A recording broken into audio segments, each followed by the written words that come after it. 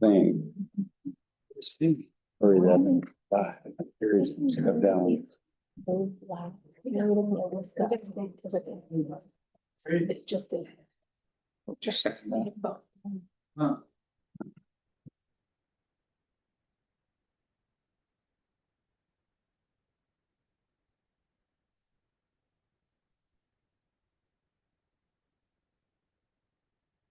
Right, and I'll fill out some, well, here, this was, you can. Oh, no. Welcome. Room two. I'm not settled with that for a while.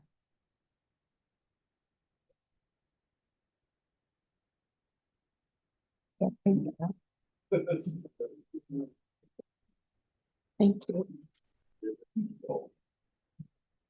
Yeah, here's the deal.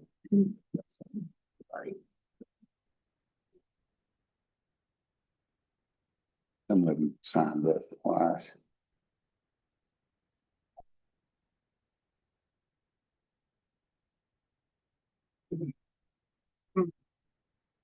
Y'all ready to get started? Okay. All right, let's stand for the pledges. Gary, you're on. Yeah, thanks. Well, Dwight is, but I'll do it. American flag, I pledge allegiance to the flag To the United States of America and to the republic for which it stands, one nation under God, indivisible, with liberty and justice for all. the Texas flag. Honor the Texas flag. I pledge allegiance to thee, Texas, one state, under God, one and indivisible. Let us pray. Bless us with more rain as is drying out now. We pray for the safety of everyone in the county. Help us have a strong mind and good health. Watch out over our first responders and the military as they watch over us. Amen. Thank you.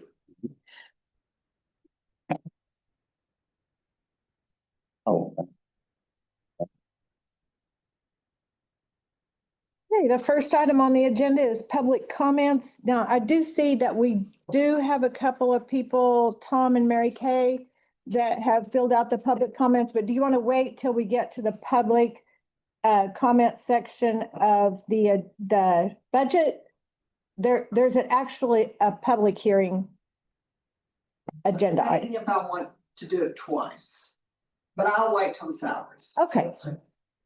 Mr. Phelan?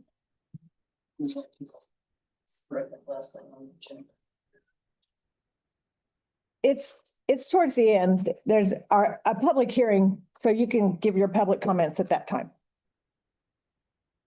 Yeah, that'll be fine. All right, great. Okay, anyone else? Okay, we'll move on down to our consent agenda. Does anyone have any questions or anything about our consent agenda or need to take anything off, or do I hear a motion? Move to approve the consent agenda. second it. Okay, we have a motion and a second. Any further discussion? All in favor? Okay. All right, item 1 on our regular agenda is to consider and or approve the donation of asphalt millings to the City of Borger Municipal Golf Course. And we have Stephen Meyer. And is it, let's see, Danny Holcomb and Sean Holcomb? Yeah. Okay, all right, great. All from the board? Are you all on the board at the municipal golf course? Okay, I sit on the board. This is the president of the board. And then Sean is the greenskeeper, I guess. Okay. Superintendent. So what your request is for some millings for the cart pass, right? I'm gonna let Danny speak on behalf. I'm new to the area. Don talk about it in more extense because he's already received some of the material. Okay. Gentlemen. Oh, thank you. Throwing me under the bus. Somebody's got to be there. What we're requesting is, we know there's a big pile of asphalt that the county has. Being part of the Borger Municipal Golf Course, the land is owned by the city of Borger. And any improvements we do to the golf course benefits the community. in the city of Border. So what we're asking is to have access and use of some of the asphalt, because there's more there than what we'll ever use. And some of the asphalt for cart paths that we can build. And that's it in a nutshell. We want to have the city be able to access the asphalt. We'd like to have some of it on hand on our course so we can make patchwork improvements as needed. Mhm. But the main thing we're asking is that we have access to it. Okay. Any questions or? Well, Ben and I had a discussion about the potential of maybe a better grade, I guess is what is. The state has that pile out there on the south end of Border. They're at their At Tech anchor Dot. chart. Uh-huh. And the state can donate it to the county and the county can give it to any other entity. But the state cannot donate straight to the city. Okay, So they were wanting us to look at, and of course Craig's got to look at this, but Our county attorney. yeah, uh-huh, and to see if this is all okay. But it sounds like it is. But we could donate some of the millings out there back to the city of Border. that would be awesome. And I think they're a little better, They finer grade used or a finer. milling machine on those, and it come off of Cedar Street when they redid some of that highway there through town. Right. And it's probably could be a little bit finer grade and not as many chunks in it, Right. and it'd be easier to lay down. Yeah, and one of our big problems is, we're a small golf course. And we've got limited manpower and limited equipment. And so, we're dependent on help from the city and from the county on items like this, because the city can help us with equipment and manpower to get it to us and get it to where we can lay it down. Sean, our superintendent, does a phenomenal job as far as keeping the course running, the equipment running. But he doesn't have the dump trucks, the rollers, everything needed to be able to lay all that down. And But the city does have that, okay. And so all we're asking is that the city would be able to access it and get the asphalt, as we need. This is a long-term project. It's not something that's gonna happen overnight, and it's gonna take time because we're dependent upon the resources as available from the city. So have you talked to the city or Dwayne or anything about we're gonna have to have an interlocal agreement Yes. for all that? Have you approached the city manager or the city council about like how much or how long or kind of our? Go ahead. The city of Border already has the interlocal agreement in place. Which, with that. They've already been using for. Oh, good. Yeah, they can. There's a big pile of it. They come and get it whenever they need it, whenever they want it, they call me and then they can make arrangements, they come pick it up. Oh, They okay. already have the interlocal agreement with the city of Border. Doesn't that need to be extended or remodified? Because it's not just forever. There's a time limit on it. Yeah, we just don't want to step on any toes.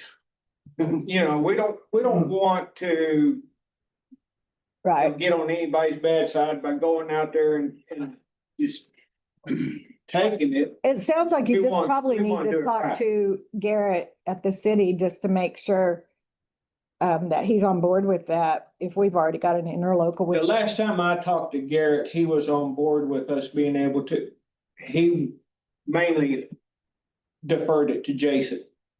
Oh, okay. And Jason has been working with Sean for quite a few years as far as any help that we needed from the city as far as equipment and personnel. And they've already helped us lay down one of the trails on the 10th hole.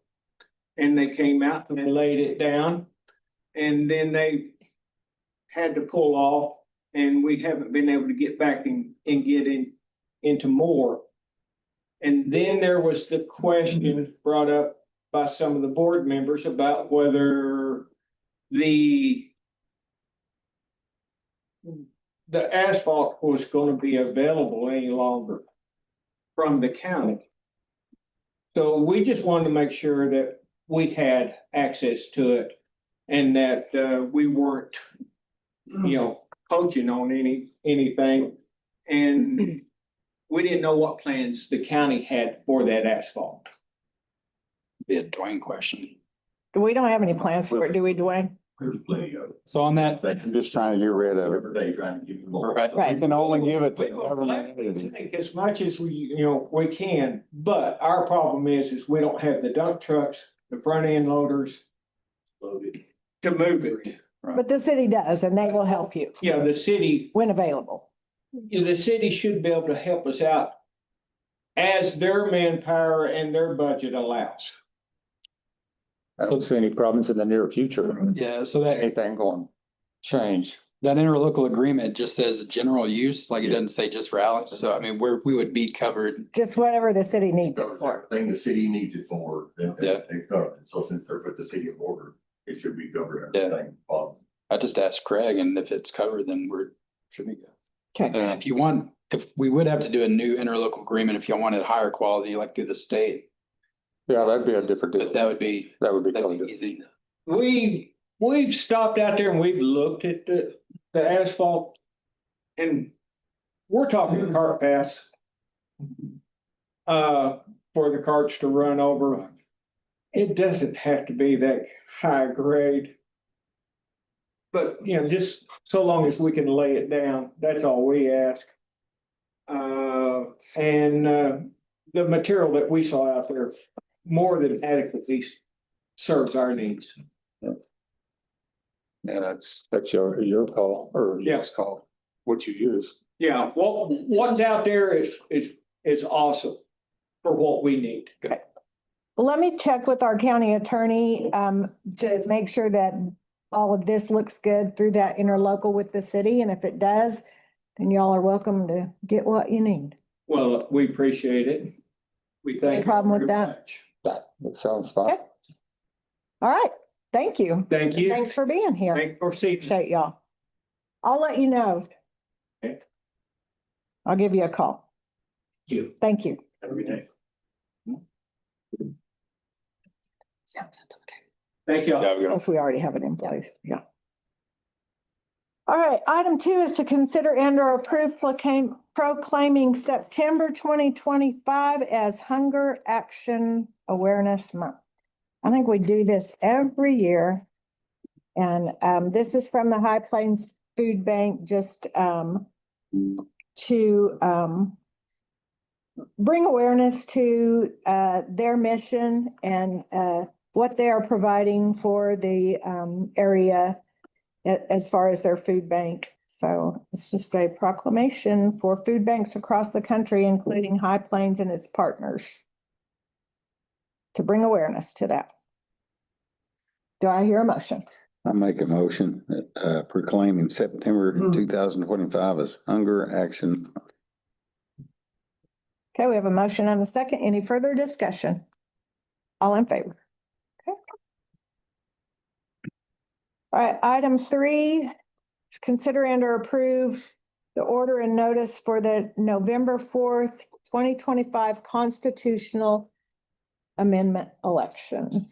Yes, we got proclamation from the governor, so we were able to go ahead and get our motion or our notice and our order and notice prepared and ready for the constitutional amendment election on November 4th, 2025. We're just wanting to get that approved and signed. Do I hear a motion? I move to approve the order and notice for November 4th constitutional amendment election as presented from the district clerk's office. Our county clerk, sorry. Oh, everyone has to sign. I'll second. Okay, we have a motion and a second. Any further discussion? All in favor? Okay, we all need to sign these, so I'm gonna pass them around real quick so we don't forget. There's.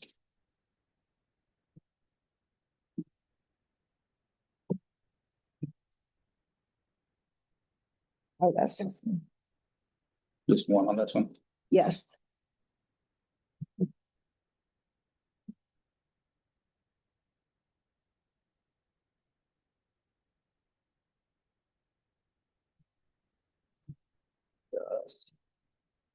That's a question my brain just now registered. I was looking for that briefly.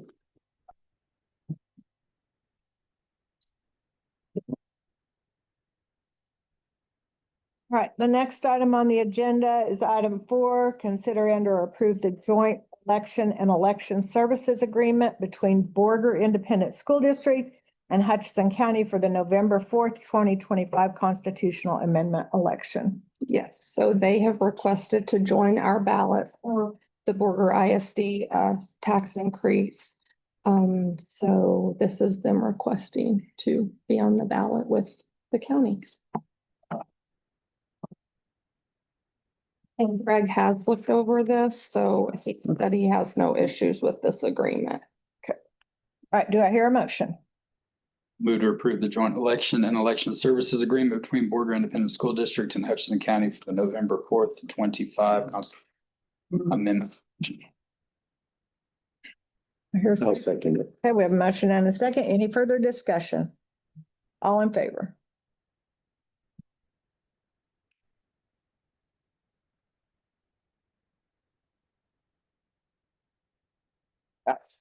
Just have to sign one, right? Yes. Okay.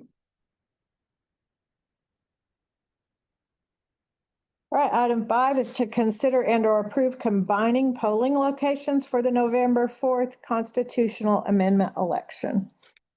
Yes, so this is to combine the precincts, due to a lower turnout. We typically do this on constitutional amendment elections. We don't for primaries, generals, things like that. But for the constitutional amendment, this is requesting that we can combine the precincts as we have in the past.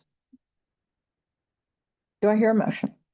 Move to approve combining the polling locations for the November 4th, 2025 constitutional amendment election. Second. Okay, we have a motion and a second. Any further discussion? All in favor? Okay. All right, the next item on the agenda is our public hearing on our county clerk's records management archive and vitals plan. Yes.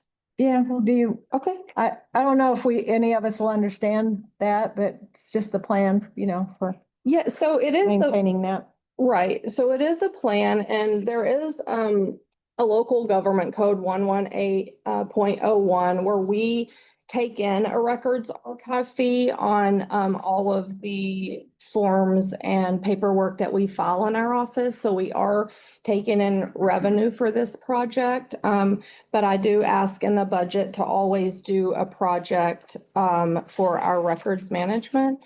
This is a positive for our citizens of Hutchinson County and outside of Hutchinson County so that they can go on texaslandrecords.com and view our documents that are filed within our office. So this project would get us all the way back to 1960 to current. So we try to do a project each year to get about a year or year and a half worth of books, volumes, and pages scanned in digitally so that they can be viewed online and easier within our office. Okay. So any public comments on that? Okay, hearing none, we'll move on then to item 7, which is to consider and or approve the county clerk's record management archive and vitals plan. Do I hear a motion? I move to approve the county clerk's record management archive and vital plan as presented.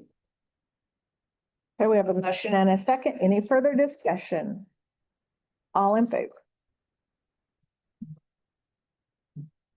All right, item 8 is to consider and or approve fire mitigation lines in the Stinnett area. Alan, you want to speak to that? So we talked about this, I believe, back It was a few months ago. March, April. Yeah. Kind of April.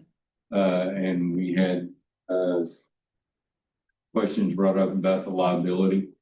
We do have a liability form that is available now that the county attorney has approved for use for putting mitigation lines in on private. So if what we're looking for is the ability to move forward with presenting this so that they can sign the liability, and then when our road and bridge crew get to the availability, they can work on putting the lines in.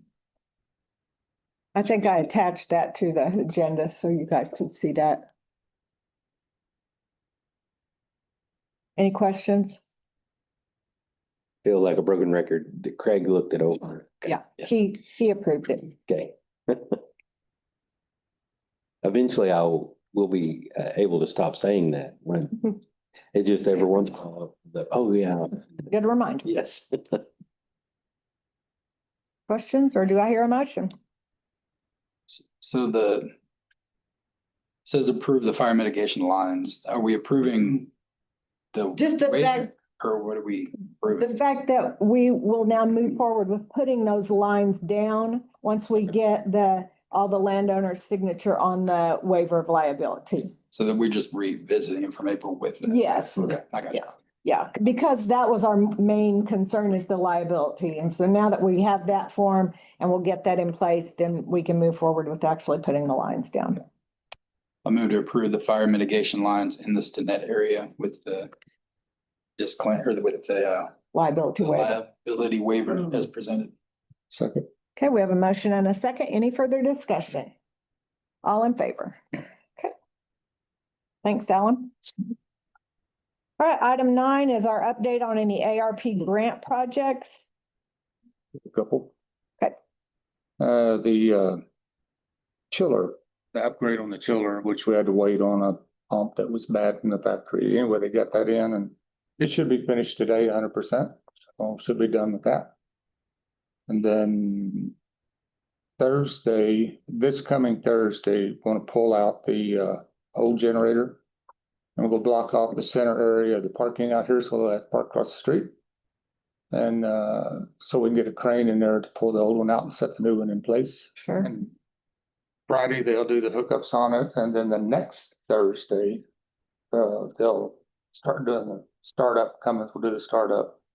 But we're not actually doing anything electrical till Friday, so it doesn't interrupt anything. So should be a week from this Friday, we should be done with the generator. Is Richard on board with all this? Yes. Okay. Easy. Okay. I told him we we're doing it. I don't. We're losing power. That's all. Okay, so everyone needs to, after this Thursday, so next week, park across the street. Just for this coming Thursday and the next Thursday, they park across the street. Oh, so the rest of the time they can, The rest of the time it doesn't matter. okay, all right. We're just doing this in 2 steps, just so we can not interrupt anything. Right. Turn the power off. Crane can move their car if they forget. Okay, any other projects that we need updates on? I think that's it for now. Okay, thank you. All right, item 10, consider and or approve burn ban or rescind the burn ban. So We all do. numbers have gone up. We are still below our 500, so still no movement. No action. And rain predicted this week, maybe. Potentially. Yeah. All right, item 11, consider and or approve requests for the use of the club rooms at the Borger Library or Bridge. I don't have anything new for this. All I have is the election. Early voting. Early vote. Yes. That's the only thing I have Okay, for the bridge one. okay. Are you gonna make a motion? Oh, do we still have to go through that? Probably so Oh, if you have something. I didn't know if it was a county thing. Yeah. I hereby approve the club room use for the election or early voting as presented. Second? Didn't hear much. Oh, I move to do what I just said. I'll say. I don't know. Did I not say I move? You did? Oh, You made a motion. oh, I just didn't hear it. yeah. Okay. Motion and a second. Any further discussion? All in favor? All right. Item 12, consider and or approve light item changes, transfers and or budget amendments. I don't have it. Okay, I didn't think I saw anything attached. 13, consider and or approve advertising, opening, accepting or awarding bids. So it's our fiber optic thing, We right? have one for the fiber optic project at the 30 library locations. I've gotten with Richard and with Nancy, and they have reviewed everything. I think everything looks good. We'll just need to post it in the paper for the next 2 weeks. I'll try to do this Friday and next Friday. The openings of the bid should be September the 15th.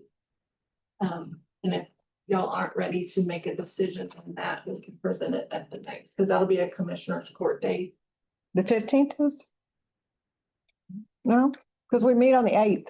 Oh, the 8th, okay, Yeah. never mind, I'm wrong. So we'll have to wait till the Yes, last I'll one. make Yeah. a decision. Which will be good. It'll Yeah, give us time to everything. review it. Yeah. Okay, do I hear a motion? I move to approve the request for sealed bids regarding the fiber optic project for the libraries at the 3 locations. No, second. Okay, we have a motion and a second. Any further discussion? All in favor? Okay. That was the only thing we had, right? Yes. Okay. All right, 14, consider and or approve donations to Hutchinson County. Anybody? No? 15, discussion of county judges and commissioners precinct daily operations. So I don't know, I don't really have anything that I've done, but the last 2 days or last week, 2 days, Friday, Saturday, I've been getting phone calls, and y'all may as well, about questions about permitting for all the stuff going on with fiber optic throughout the county. I don't know what our procedure is in a county, but they started calling because the courthouse is telling them to call us for permission. And I've never done that before, so I don't know. I just know as the county clerk's office, we don't hold any of those types of permits. So I don't know if it was for permission, but just for direction. Oh, okay. We did direct to Commissioner Kirksey. And I don't mind researching and finding out I don't know what the county's process has been in the past. Dwayne? If don't it's think there is a public any. utility that already exists, or if they're putting in public utilities, and they're using the right of ways, they're what they pretty much have always done. Right. So what do you, There's a The permit. utility, we have a pipeline Yeah, that they have to fill out. so we always approve all those. We've never made a permit for, there's a lot of things that we need to address in that stuff, like regulations. But we don't have any. We don't. well, I had 6 call me in 2 days, which I've been, because it kept setting the line. well, no, not, now I've had 20 residents call me over Yeah. that. I've had 6 companies, XIT, Kinetics, and Optima and Ventu or something, I don't know, Venix or something like that. Texas. Vexus. They've called because they have plans in the next 2 years to run fiber optics through Hutchinson County. And Several are already doing it. Like, Yeah, some- he's been doing it. yeah, We already have an agreement. so I think what's happened, this is my assessment. So the cutting of water lines and all that has started this, who's got permission to cut all this? And now it's become a topic that we've never had to address before. And now I think something happened that got the word out. And so now these companies are wanting to know the process. And I think whenever we told XIT to get a permit, XIT told Kinetics. Who'd they get the permit from? I don't think we didn't have get a permit. We approved them about a year ago for Beverly Hills. Okay. What was that, about a year ago? I mean, they came from Beverly Hills and they've been They working were there. supposed to be working, at one time they contacted us and they were working on like an umbrella policy like they got from Dallam County to use right of ways for utilities and stuff like that. They were kind of new to the game, so I don't know what they did since then. So I guess I'll look into it and figure out Thank you. if y'all don't mind. Yeah. If the court's okay with me to Maybe check figure out what we're supposed to do. Dallam County. Okay. See what they, If there's anything in place right now. Oh, okay. I think the way I understand it from the last conference we had over in Amarillo, that girl told me that different companies only have certain areas like the city of Border. So they come into that area and that's all they can do, according to the state. The state made them divide it up. So, Okay. Oh, you mean just certain companies? yeah, certain companies can only take so much at the border this, on this side and then on this side. So they've got it all divided up. Well, that's what I was wondering. So many Six companies going down one, Barnett? that seems crazy to me. I mean, I could be mistaken, but all these, I'm all about upgrading our internet around here. But six companies, I mean, I was one last year when Kinetics went through Fridge. I went without a sewer for a month and then water for 20 days total on and off. And so whenever they're like, hey, we're coming to Fridge, I'm like, So, but we'll look into it. Okay. But I love I'll figure that out, Okay. see what we'll do, and I'll bring something to y'all. Perfect. Okay, thank you. That's really all I have for my stuff. Anything else on? I got something. Just the point to bring it up. So, I guess right when I first started, we started looking into a couple of different things that maybe should have been happening. One of those things is Texas Department of Criminal Justice, the TDCJ system. They have a option to where when we are transporting inmates either to a holding facility like Potter County, where the state comes and picks them up, or we're taking them to, say, an actual unit somewhere, we can actually apply for reimbursement for mileage.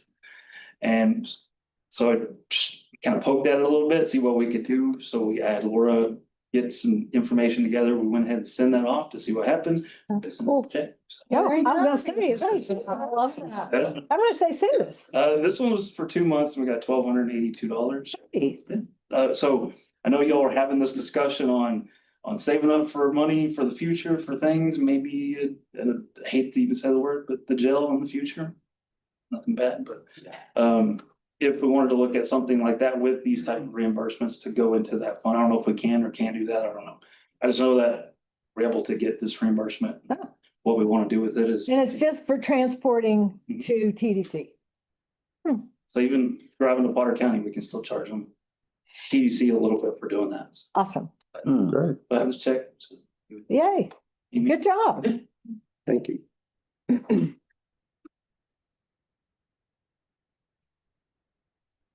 Anything else on? I have one thing, just a reminder that September 1, the new posting requirements go into effect.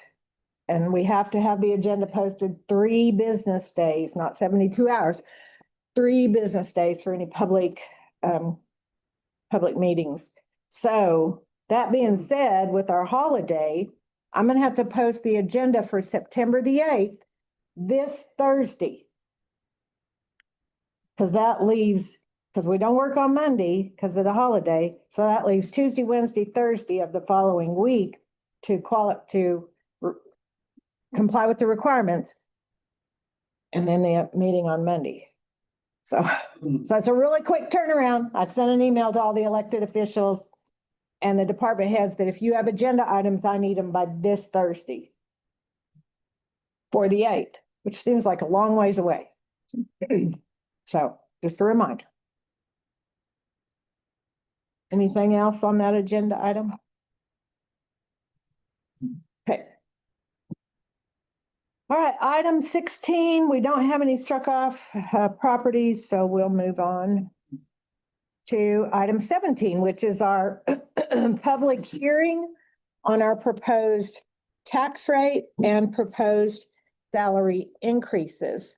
And I will lead by saying that I have denied to take my raise for this year, as well as every commissioner has declined to take their raise. And I'll just throw it out there that if any of our other elected officials want to do the same, they are welcome to do that. But we have 2 people that signed up for public comments, Mary Kay Phelan and Tom Phelan. So whoever wants to go first, y'all have 5 minutes.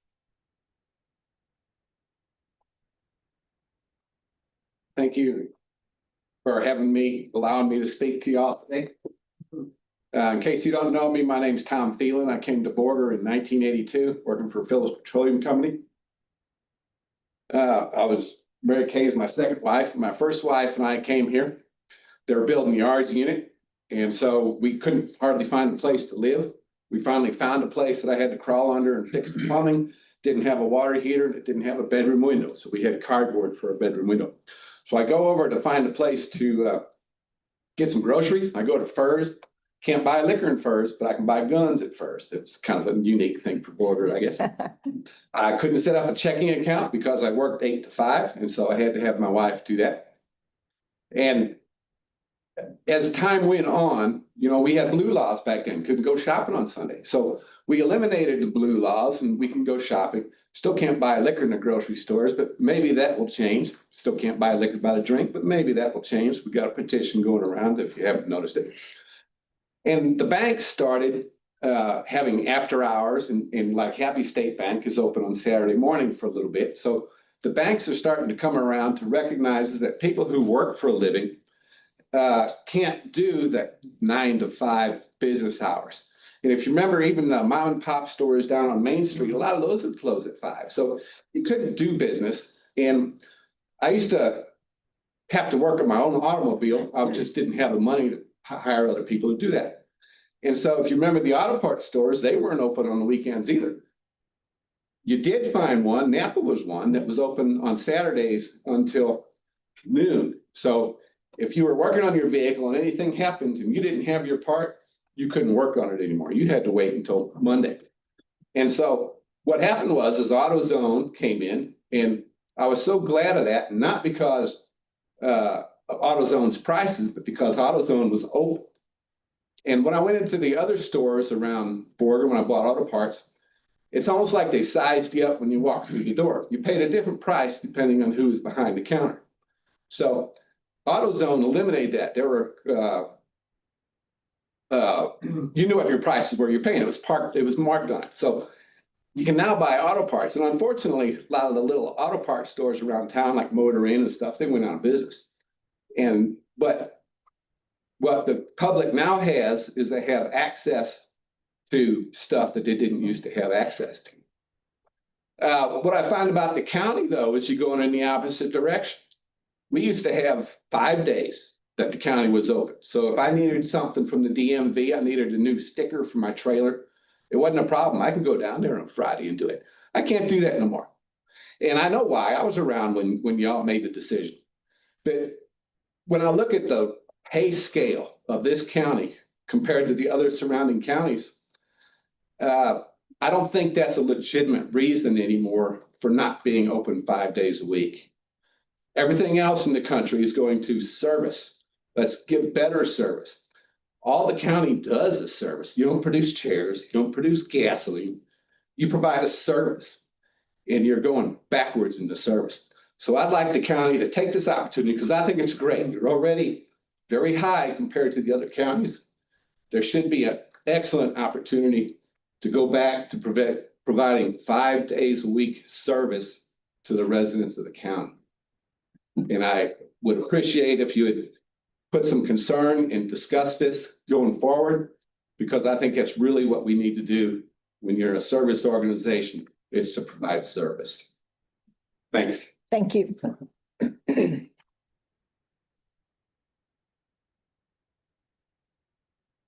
Thank you, County Commissioners Court, for allowing this opportunity to speak. It was just a year ago that I was here last year talking about salaries and wages, and I want to bring forth some of the same information I brought then. So I did research on 3 similar counties: Gray County, which is Pampa, Moore County, which is Dumas, and then of course Hutchinson County.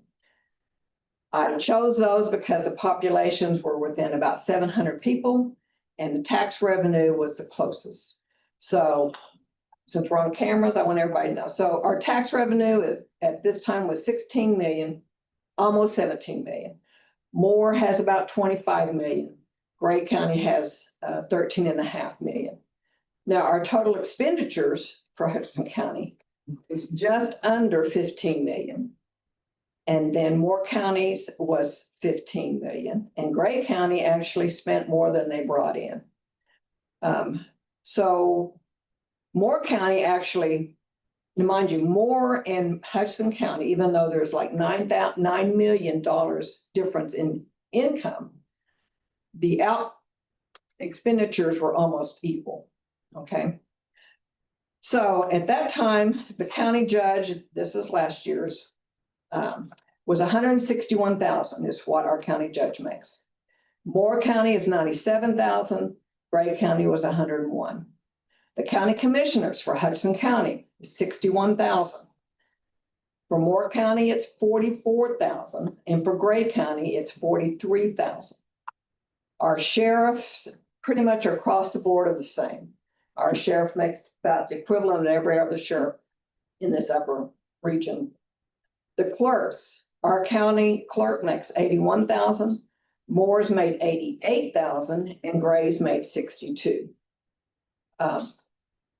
And I talked about how we need to watch the expenditures because our elderly population with Homestead Act is, at that time, was 18.5%. It's gone up again.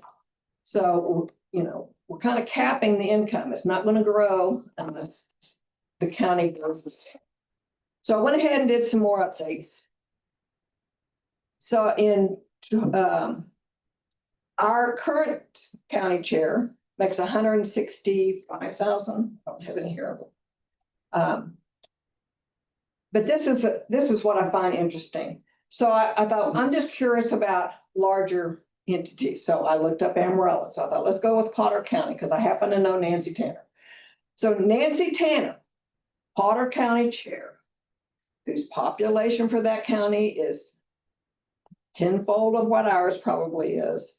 Their income is probably tenfold of what ours is, but she only makes $109,000. Again, our county chair is making $165,000. Again, you say county chair, what do you mean by that? I'm sorry, I'm county chair, county judge. Oh, okay. Thank you for. Yeah, I was lost for a second. I thought there was something else I didn't know. County judge. So the county clerks for Potter County. The county clerk in Potter County makes $79,000. And our county clerk makes in the 80s. That was in 2019. And in 2022, they jumped her up to 86,000, which is about equivalent to our county clerk. The county commissioners, though, for 2022, our county commissioners were at 59,579. The Potter County was at 45,000. I just don't feel like we're comparing. It seems like the larger counties have a smaller salary, and here's Hudson County, who's taken the majority of the income coming in, and we're spending it on salaries. And I feel like that's just, I feel like you're stealing from the coffers, because I know you vote this in.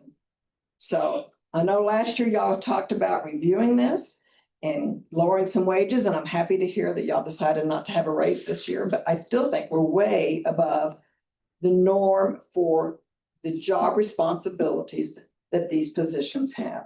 I have no doubt you guys aren't worth a lot of money, but these positions, the job skill set needed for these positions is not equivalent to the pay that you're receiving. In fact, your applications for a lot of your staff only requires a high school or equivalent.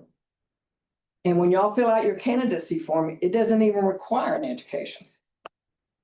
So I think the wages are way out of proportion to the job responsibility that you have. So in 2019, the county judge made 90. Mary Kay, that's 5 minutes. Okay, thank you. Thank you. Thank you both. Just have a couple of comments on that. On the hourly thing,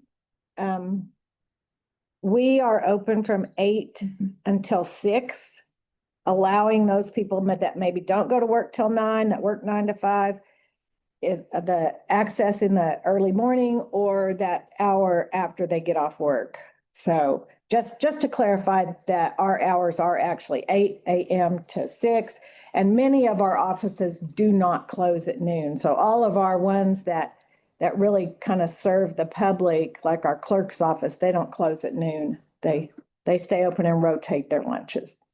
And then on those salaries, the judge in both Potter and Moore County do not get a supplement because they don't do judicial things, because they have a county court at law in Moore County and a county court at law in Potter County. So they don't have judicial responsibilities. So therefore don't get that supplement. And then the county clerk in Potter County also does not do elections. They have a whole nother position and a whole nother office just for elections. So their county clerk doesn't have to do that. So just a couple of clarifications. Y'all have anything? I'll address stuff in public, when we do our public hearing. We are in our public hearing. I didn't know if you opened it or not. Oh, yeah, I did. Yeah.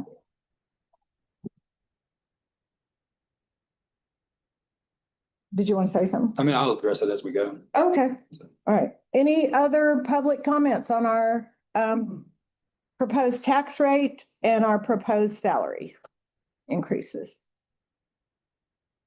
One other thing, proposed tax rate, when we propose that tax rate, we look at kind of our budget, but we aren't down to our final crunch numbers. And so we set it at a rate that if there were something that, oh my gosh, we forgot, then we can make sure that we've got enough. But traditionally, when we actually set the tax rate, it's lower than the proposed tax rate. So, because once we set a proposed tax rate, we cannot go any higher.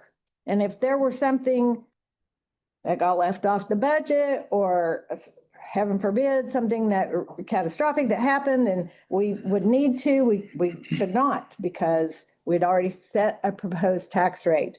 So just a little clarification on that also.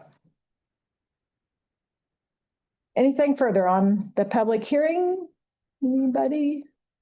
Okay, if not, we'll move on then to our budget work session for our budget year. Alicia sent us a bunch of forms for the budget. Let's start with, though, we do have a couple of, I think, things that we need to discuss with juvenile. So we had our juvenile board meeting, Jeremy. We had our juvenile board meeting. Juvenile board looked at that detention budget, and Jeremy explained some things that either I didn't get those when we were talking about it the other day, or what, but we do have some individuals in detention this year that are going to be in detention for a good period of time, which will be costing what, $26,000 a month? Okay, come on. And so we did not take that into consideration. So obviously juvenile is confidential. I can't go into great amount of details on that. I do know that I cannot tell you for sure, but I feel that with what I'm seeing, that we're going to spend at least probably $45,000 on the file that we've got for this upcoming fiscal year. And that's not including the grant funds that we might get. No, and right, that's just out of our own pocket. Right, and I'm going to hand these out because, and these are what you got at the board meeting. Right. I'm going to hand these out to you. Just I'll go to these here in a second, just so that y'all can kind of see a few things. I'll hand you one as well, Judge. Okay. Yeah, I didn't bring mine. Well, yeah, I did. Yeah, I brought mine. So that will be expended out of state. I've got one. Expended out of state first, but yes, sir. The thing about it is that we don't know. We know that there's close, I think it'll be 35,000 for sure. we'll expend it out, we'll use out of state first on that. That doesn't account for anything else that can come up, however. And that's really just kind of a guess because the court. We don't know what'll can happen. Different directions, which could extend that period of time. So it's hard to say as far as what that's gonna be. Now, the front page, And that's costing, was I right in saying about 20 a day? A day? daily rate is as far as. Was that $8.50 a day? As far as Randall County daily rate, it's $185 a day Okay. for detention, Yes. which is $55.50 a month. Right. Okay. Okay, so I'm going through October, starting in October and going on for a time frame, which we're guessing is where that may end, would be 45,000 for sure. Now, depending on the direction of the courts and what happens, that could be longer. I don't see it being shorter. That 45,000, like I said, will come out of my state budget first before it comes out of county. The placement billing activity form that I gave y'all, this is just an example. The 195, basically almost 200,000. That's been the last 2 years of regional money. In other words, that's that money we discussed that we apply for, or that grant money that we're able to get, or a grant bed. And that's why you're seeing more money left in detention every year. Okay, that is something we apply for. We don't know if we're going to get it or not. We've been fortunate.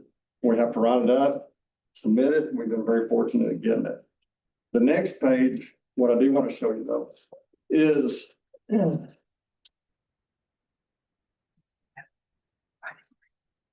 regionalization. Basically, you have a committee and you have, they agree to it. And there's things that have to be met to continue to get that money from the juveniles. In that letter, you'll see the highlighted part about a particular kid we have that says this could be construed as non-compliance and make a second extension difficult. What we're doing is we're trying to file for an extension on kids to keep getting that money. If we've already been approved on it, we're getting money, but then this kid is having to stay longer because he's not working the program correctly or what have you. They're still trying to work with them. So what happens is we'll file for an extension through RDA to get more money. But in some cases, we may have a non-compliance issue. And then RDA says, look, we gave them this much money. We're not going to continue the extension and you're going to have to pick it up. Okay? Program's not kicking them out. He's just having some difficult times or he's not working the program correctly. So there is a potential that then we're going to have to come back and tap into our state money, maybe that we've still got left, or we're going to come back into our local money to use. So this actually, I think, came out the day after we had Commissioners Court with y'all this last time on the budget. So we always try to file for extensions regardless if they're going to be in their lockup. Now, an example that I was talking about as far as that one that we have that's 29,000 a month. That particular juvenile he was an RDA kid, which means we got approval to keep him and the RDA is paying for it. After 3 months, if say that they're not liking how he's working the program, there's a potential they could send out a letter just like this and we might not get an extension. Which that next month it was $29,000. That is an exceptional bed. That's not the norm. I will say that. That is a $850 day of bed. The program's very specialized. It was the only program we could find for that kid. Some kids are not a TJJD type kid, and he's definitely not one of them. And so that's why we had to put him in that program.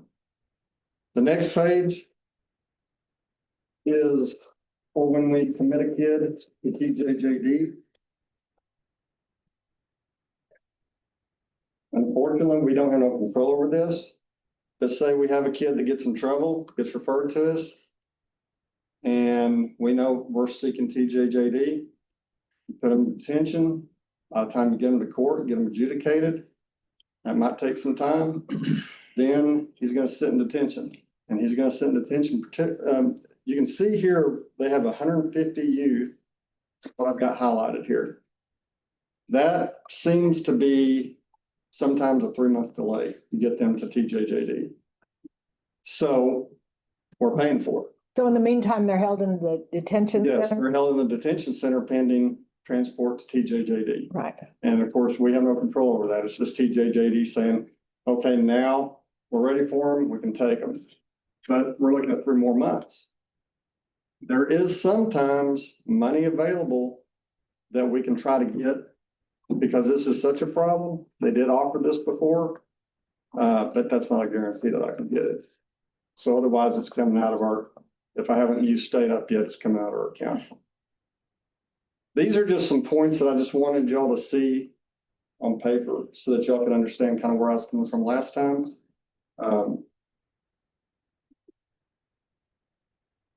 Like I said, back to the one that we've got in detention now, it's gonna be a while. So, yes. Can I ask a question? Yes, sir. So I observed the interaction y'all had last meeting when y'all discussed this, and I was just curious because I believe one of the commissioners mentioned that, well, what if we did more realistic number, like 60,000, I think is what was proposed at I that think time, we settled with 80. or 80. Yeah, And so, 16 week. yeah, I remember how that, and I could tell there was a little bit of apprehension or maybe a little nervousness. But I also heard, well, if you need more, we could take it out of contingency. What's the fear of, let's do 80? Mhm. What makes you nervous that? Well, I've never had to do this contingency thing, Yeah, in all honesty. This is the first time. because it's super easy. Okay. How do I go about applying for that? Or how So to what would set up a meeting? What would happen is, it's not so let's go, like we put your budget at 80. And then you kind of see, I'm getting kind of close to that. I'm gonna need a little bit more. Then you come to the court and say, we had some circumstances like this person that is now longer than we anticipated he would be there. Right. So I'm gonna need about 20,000 more in my budget to cover that. And then the court says yes, or. My initial being apprehensive about that is, my thoughts are, am I coming up here and y'all are gonna vote on whether my kid that I'm looking at placing into a place or whatever this is gonna be? I know the terminology was emergency money. I've heard contingency money. That being that my kid is, I guess, basically being voted on as whether I get this money to put this kid in a certain placement. And that's where my hand is. Can I address that? Since I was the one who brought this up, I just want to say, I mean, I'm speaking for me. Y'all can speak for yourselves. Like I said the last time, we don't want to say you do less of your job. Right. I just, when we're. Or we know better. At the end of the day. Don't. Well, we don't, but we also have to account for what. Absolutely. We put 400,000 in the general fund the last 3 years, but we don't want departments to do less their job. We've been living very high on the hog for so many years. I would like us to find where we can settle in between justifying it to the taxpayers and having enough money to do the job properly. Sure. But also not stripping away to where people don't have gas, people don't have the resources to do it. And so if it gets to the point, I think did the juvenile board request 100 people? 100. Okay. Right. So it's at 115 right now. So say we left 80 in there and we only needed 20,000 out of contingency. I'm going to go on record and say, I'm not going to say, no, you're not going to do that job. We're going to get that money to do the job. But if that 20,000 isn't needed, then I can also tell the taxpayers we saved that 20,000. Right. But if we need to pull it out of contingency, because 6-7 years ago, we didn't have contingency. Everybody's what ifs contingency was in the budget. In their budget. And so now we have $500,000 contingency. We're trying to get those what ifs out of the budget into the contingency. And this is, like I was saying, the what ifs for me, the big what ifs that I'd like to see only taken out in contingencies, obviously emergencies like jury trials that we were talking about, district and whatever, and this. And so when I was mentioning dropping it, it wasn't saying you do less of a job. We care. We don't care about the kids. We don't care about what the job you do. It's let's find where we can justify with the taxpayers and allow you to do the job you need to do. And it's not to say, not a negative thing. Just let's find that level. Right. And then if we do have a heavy year, like say this year is one of those what ifs years, we're still low enough to where we're not wasting the money, but we can come in and say contingency is what this is for. Let's throw the contingency at it and let them do what they need to do, because the youth, having them get to the facilities they need to is paramount. I mean, so it's not, when I was saying that, it wasn't trying to say we're going to cast lots on the kid and see what they can do. It's let's find what is needed to where you can do the job 100% that you need to, funded by us, but also we can tell the taxpayers the next 3 years, we only had 30,000 in surplus, and find that level of where we need to be. And so that was my justification. I just wanted to. My question is, how does that slow down your process? If you have a kid that needs something right then, or you need to send them somewhere, and then you have to come to court to ask permission for extra money. I mean, how far do you have to look ahead, take care of this problem? And how does that affect the way you do things? So if it's 2 weeks to the next board meeting, what does that I mean? think for the most part, I'm pretty good at projecting for the most part. If I need, I think I'd have enough time. I don't think 2 weeks is an issue at all as far as that goes. So I don't think that would be too much of a problem there.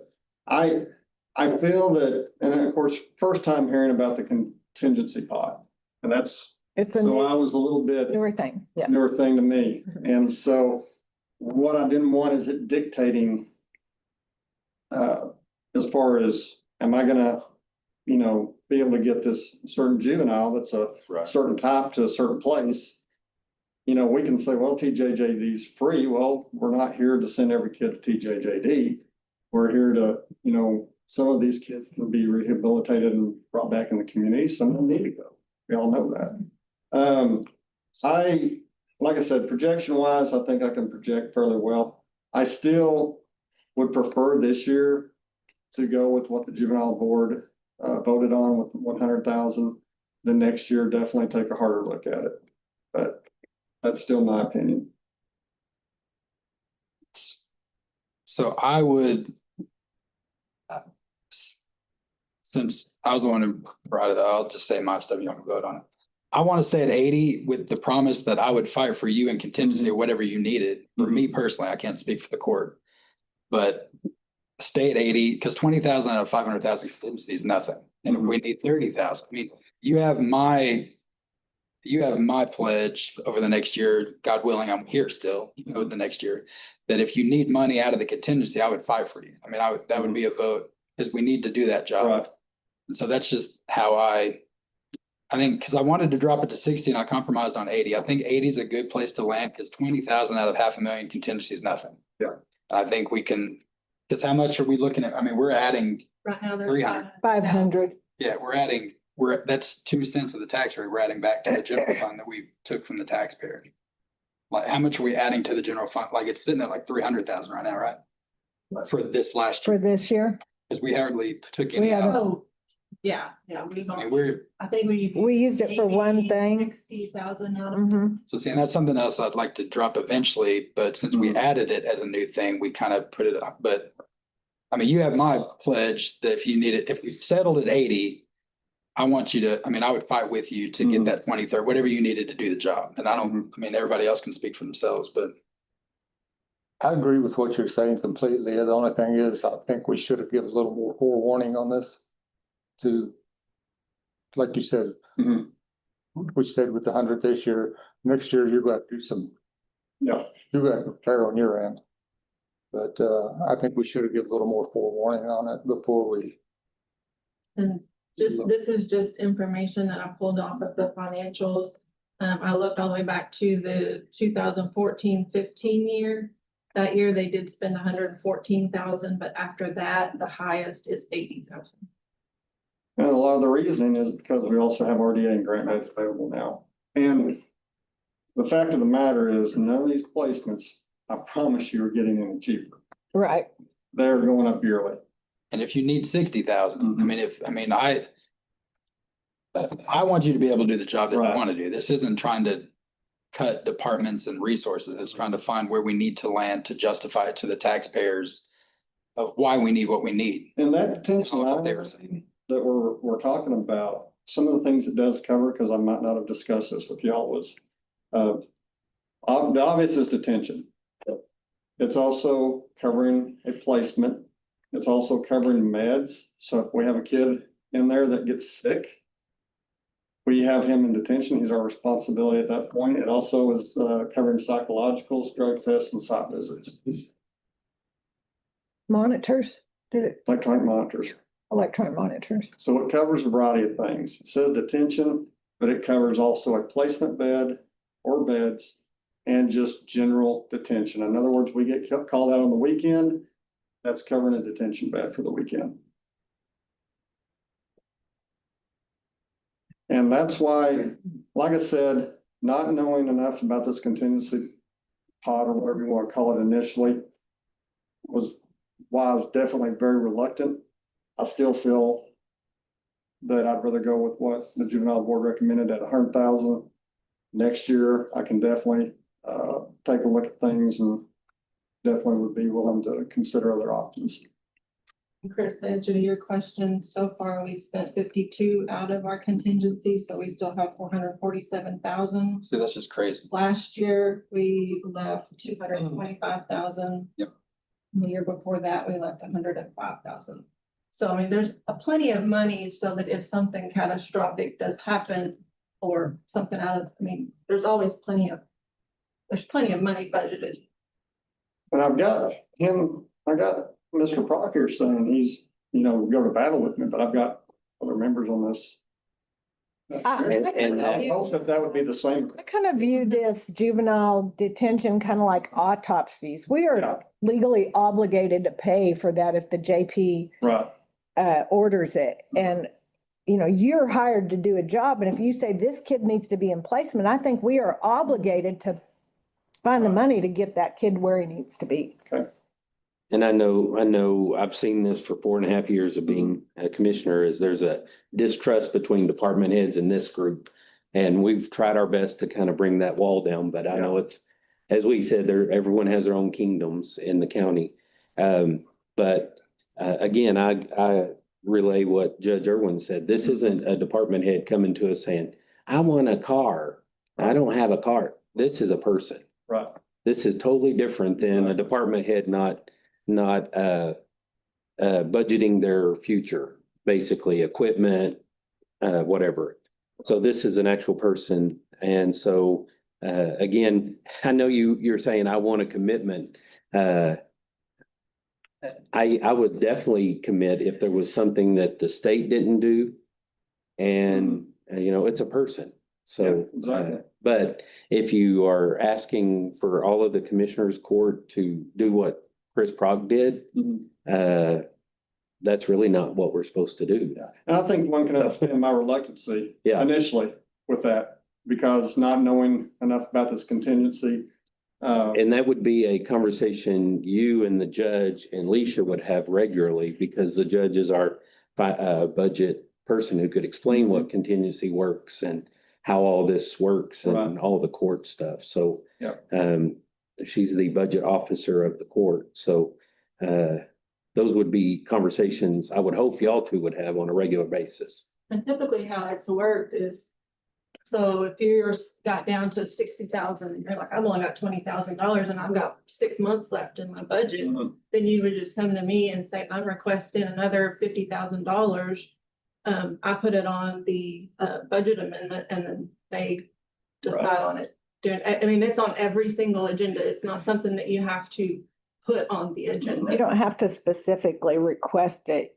We can do it in the budget amendment portion of the It's just directly, it's on every single agenda. And if you want to address, you can do it here, which Yeah, I do absolutely. appreciate you doing here, but we can also go into executive session if we need to for confidentiality measures and things, like whatever we need to do. Because we've done that with the jail. There was a time someone was in the jail, needed medical stuff that was not covered in the budget. And so they came and talked to us, and we had the air flight patient.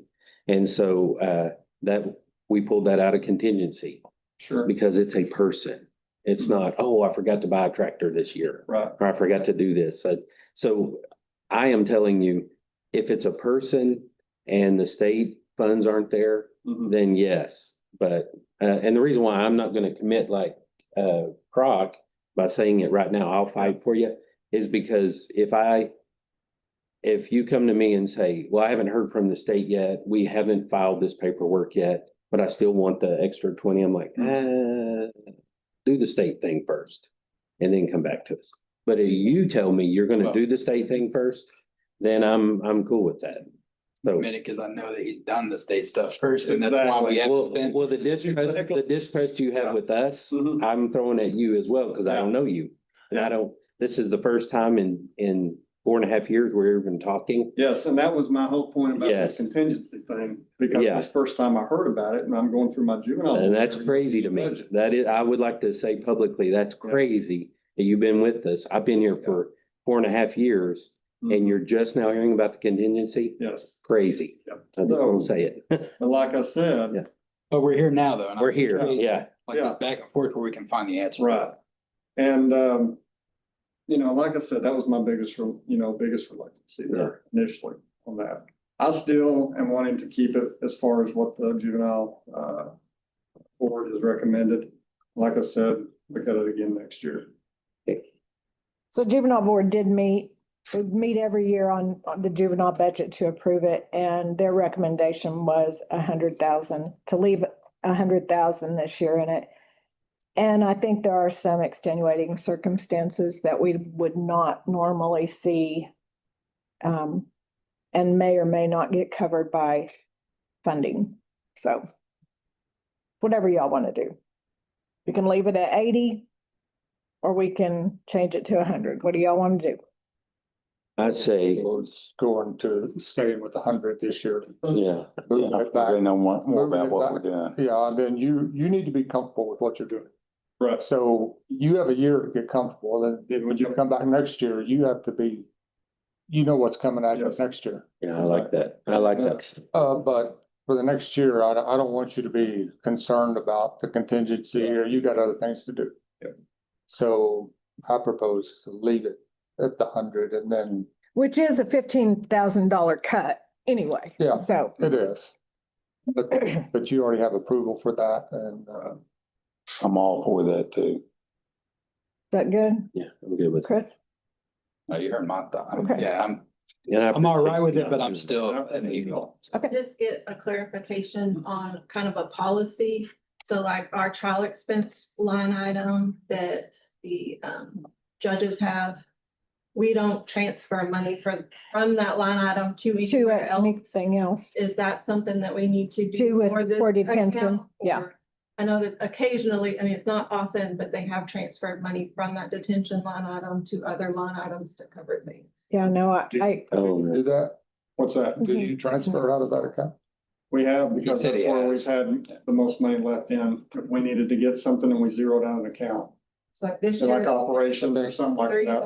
30,000 into office equipment and maintenance. What is? I think anything else you need to budget for, but. Yeah. I think it needs to be limited, not to. Yeah, this would be Transfer out of- attention. This is just for Yeah. this. just those things that you mentioned, you know, electronic monitoring placement.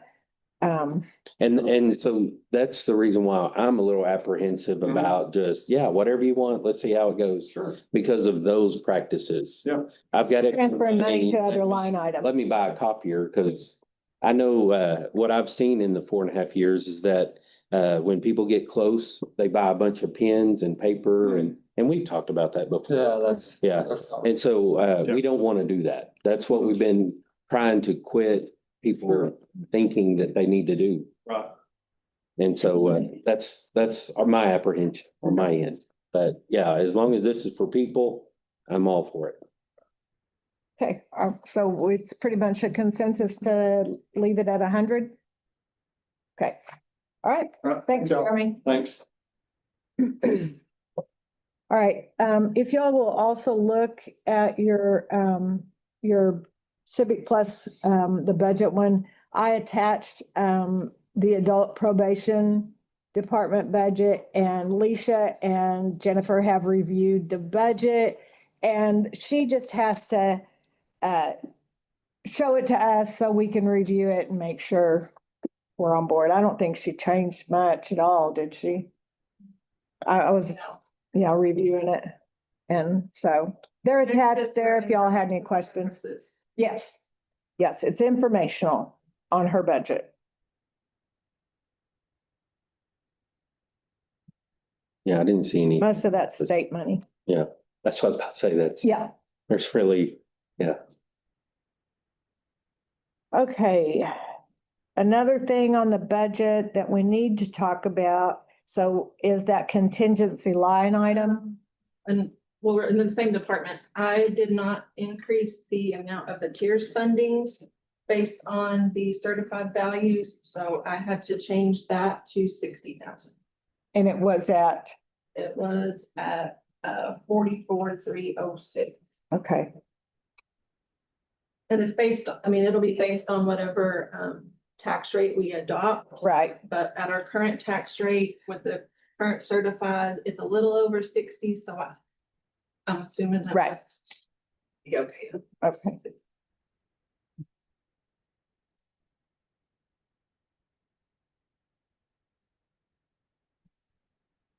So did y'all see the, did y'all review that capital projects jail proposal?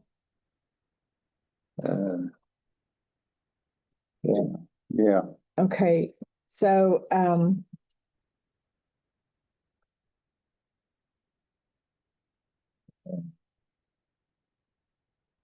that Leisha and I got together and talked about, you know, the potential of a 10-year project of looking down the line. Yeah, did you have something? After we finish going through the regular budget. Yeah, first. yeah, we can. Was there something else? Yeah. Well, the contingency line we need to think about. Right. Well, I wanted to talk about that jail proposal. So kind of has some Maybe the justifications. only- Oh, I had to make a couple of changes to the social security and retirement on the county attorney for his supplement. Those get paid out of local. I don't know if y'all wanted those numbers or if y'all just want to see them after. It's just a couple, like $1,000. So before the county was, it was being paid out of the supplemental, but that law says that it has to be paid by the county. So that's just the only difference. So I had to just change those taxes in retirement.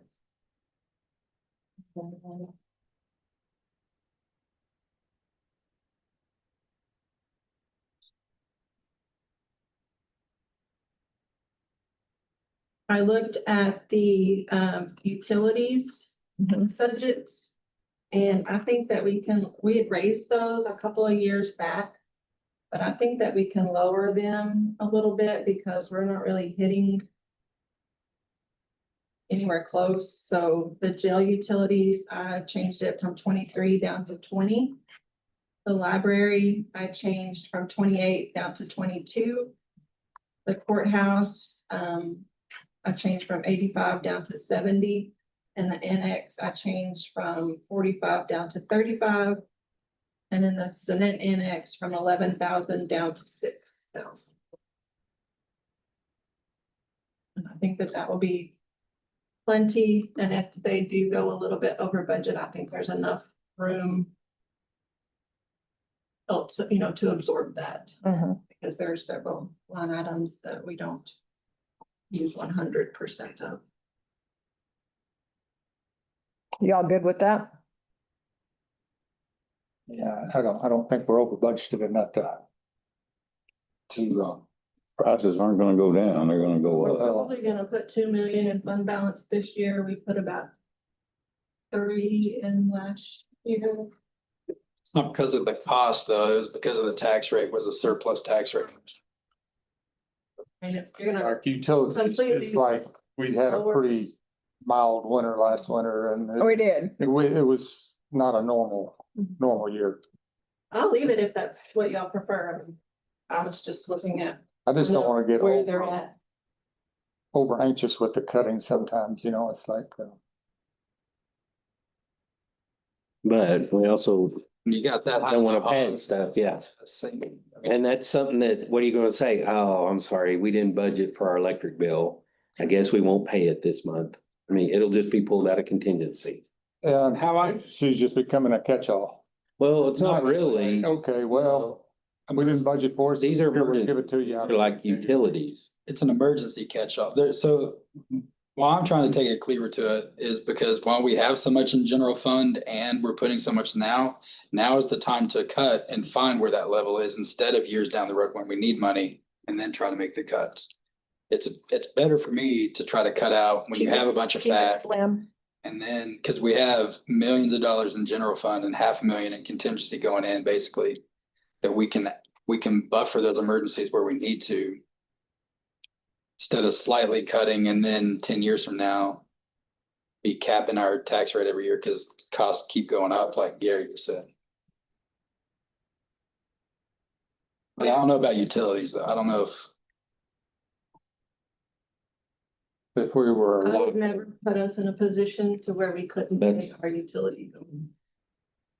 Well, And it would be okay to see. I mean, I think there's this fear of, I don't want to go over budget in electrical or something, or in electricity but it's okay to kind of see, or how much fluff have we had in a budget? Let's whittle it down, and if we go over and we move it, then we get wiser every time we start seeing that. And again, it just can't be I've stated, I don't want to be a broken record, but it's not like, oh, I need a computer, I forgot to budget.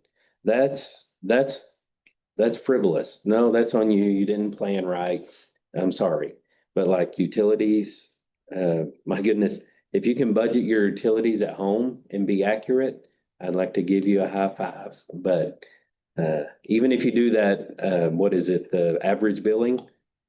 At the end of the month, or end of the year, you're paying more or less. It's just like Ben said, it changes from year to year. Yeah, it's okay to see it. It has a lot to do with it. Yeah, it's okay to see it negative. that's different than what we just did though.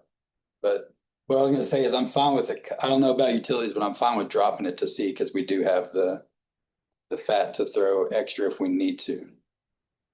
And if, Like just for the last department, I'm good with cutting it. And then if we need extra, we can add. And I'm good with whatever y'all want to do. I was just looking at the historical amounts that have happened and I felt like it would be somewhere that we could lower those. I'm okay with it. With your suggestions for that. See what it looks like. Anybody else? I would like to, if we're done with the utility thing, We just need to figure out where to leave. Do you leave it at Leisha's changes or do you want to leave it at the amounts we have? I'm okay with Lisa's changes. So am I. Probably need to. Never mind. I'll talk about that later. Yeah, I'm good with that. I already said, or leave it where it's already at. Leave it where it's at. Yeah, I kind of want to leave it where it's at. So we've got 2 that said move, 2 that said leave. So Chris, move or leave? And I can present y'all the historical. Where she had it. Okay. But I think we Right. need to see those changes on a sheet that we can add instead of plugging it in. Yeah, I can give y'all my. But I'm fine with her changes, what I meant. Okay, let's change it to what Leisha suggested.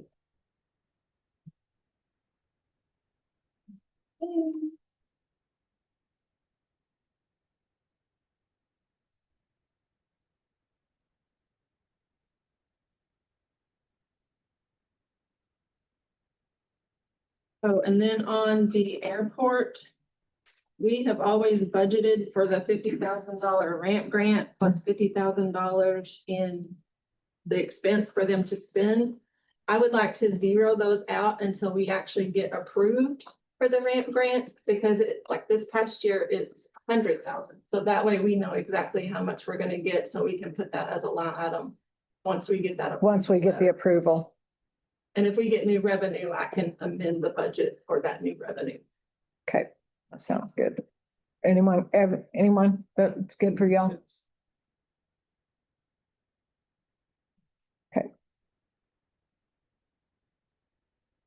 And then those are all the questions that I had, so.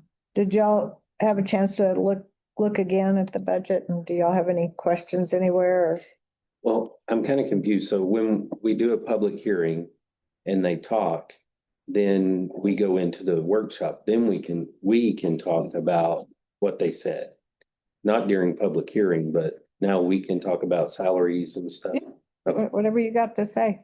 This is our budget time. We're hopefully next meeting, we will set the budget and set the tax rate. Okay. Well, we will do that next meeting. So that gives us from now until our next meeting, September the 8th, to finalize any budget changes, make sure that we haven't missed something. You know, we'll scour through it again, look at it, make sure we're comfortable with everything. We'll present that again. Everyone will get a copy of it. And then we'll set the budget and the tax rate at the next meeting. Well, regarding the 5-day work week, I don't think any of us were here when that was set. I wasn't on the court. You wasn't on the I was court, an so employee, but I wasn't on the court. can y'all tell me why? And again, I know this might be a can of worms we probably shouldn't open, but is it something we do need to look at? Because I've heard it for. I can't really speak to it. I didn't regularly come to the meeting. Does anyone know why we went to a 4-day work week? They made that choice because it's the same hours. They told them to not close at lunch. Because 5-day work week, they're closing at lunch and they're working 8 to 5. And so people that work 8 to 5 Monday through Friday still can't come in. So they went to a 4-day work week so people could come in on Yeah. the lunch hour and after 5. Extended public hours. Because- And that's why, I mean, and I'll address this because you had asked this question when I first ran about the 4-5-day workday. And I did say I'd look into it, and I did, and I think for me, like we run a fine line of service to the county, but also staff satisfaction. And so I think the staff at that time wanted to work 4 days. You see schools doing that all the time too. But also give the same amount of service and as far as hour wise, because say we go to Monday through Friday, there's still people who work 8 to 5 Monday through Friday who are going to want Saturday mornings. And so it comes to the line of what is for me, it's what is the availability of service to most of the general public, as well as keeping our staff and employees happy. And talking with several of them about the 4 to 5 day work week, as long as the departments are staying, and this is a whole other thing we'd have to talk about as policy, but as long as the main departments are giving service for the same amount of hours as they would for the 5-day work week, to me, that's still giving the same amount of service. Because you're always going to have people that aren't going to be able to make the hours that we set, you know, because I work till 6 every day usually. And so. If you don't mind, may I interject here? Under that logic. I don't think you can. You can't. I'm sorry. That was during our public time. Sorry. So that's what, when I looked into the 4 to 5 day, that's what they had said. I care, were you here when they did it? I mean, I didn't, I guess you could have answered that. That's what was told to me when I asked about that. Yeah. Well, I've heard from the banks, when I became commissioner, Michelle and Lisa at that time said it's horrible on the banks because when they sell cars or houses, they don't have any access to the tag office on Fridays. And I was like, oh, okay, well, I didn't know. Honestly, I hate to say this. I did not know that we never had a. Dealerships had the biggest, but now they give their own tags, don't they? So. Oh, okay, cool. It's not an issue. Yeah, and that was 4.5 years ago. Yeah. I haven't heard. Yeah, things have changed. Well, I was just curious. Again, I'm not trying to open a can of worms. I just wasn't here at that time and didn't know. I hate to say this since I have been, it's always been a 4-day work week. I didn't know it was any different. And I haven't heard from the public. Well, it's not a 4-day work week for me. I'm there on Fridays at the annex. There's always something going on. I've got to catch up. And a lot of people drive in and they go, oh, didn't know they were closed. I said, yep, they're closed on Friday. But they just don't pay enough attention. But we do a lot of work behind the scenes that nobody sees. But for our staff that are here working the amounts that they clock in, I mean, it's the same amount for me, it's the same amount of hours for the public. We go Monday through Friday, there's gonna be Saturday morning people that need it Saturday morning. And so, I mean, it's that fine line, and that's where I kind of landed, because I did get that question from you when I was running for commissioner. And I did look into it and ask why, and that's, I don't think I ever answered why I landed that way, but that's kind of why I landed that if we're offering the same amount of service and keeping our staff happy, that's kind of paramount to me of walking that fine line. I've heard long as they're doing- negative about 4-day work week, but that's, of all the comments I've heard, most people don't like it. But And the thing is, I mean, we hear from the people who don't get to come in on Fridays. But those are also the ones who are working 4-day work week themselves. oh, I don't know. That's what, Not many calls I get when I ask people them. miss work, 4-day work weeks. Now, there's a lot, shift work is you get 3 or 4 at a time and you have a lot off. Mhm. And there's a lot of the schools in well, Spring Creek went to 4 days, but there's a lot more that work 4 days than you think, or than we would think.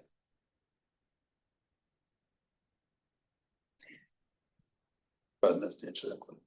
What else on the budget? And then I'd like to discuss the salary stuff. Yeah. Just what y'all think about salaries. I feel like we're headed kind of in the right direction, but what do you, I know what you shared about salaries. Y'all have heard me. I know it sounds crazy, but I have been looking at our salaries since I've been commissioner.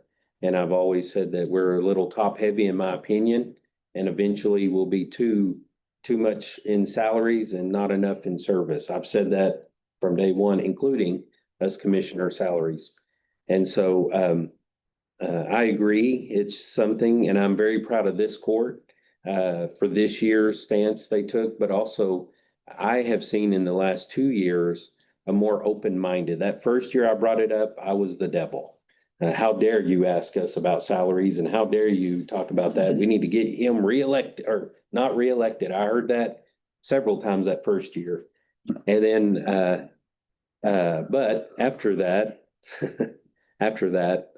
I've seen the court, especially this court, I've seen people begin to take it serious.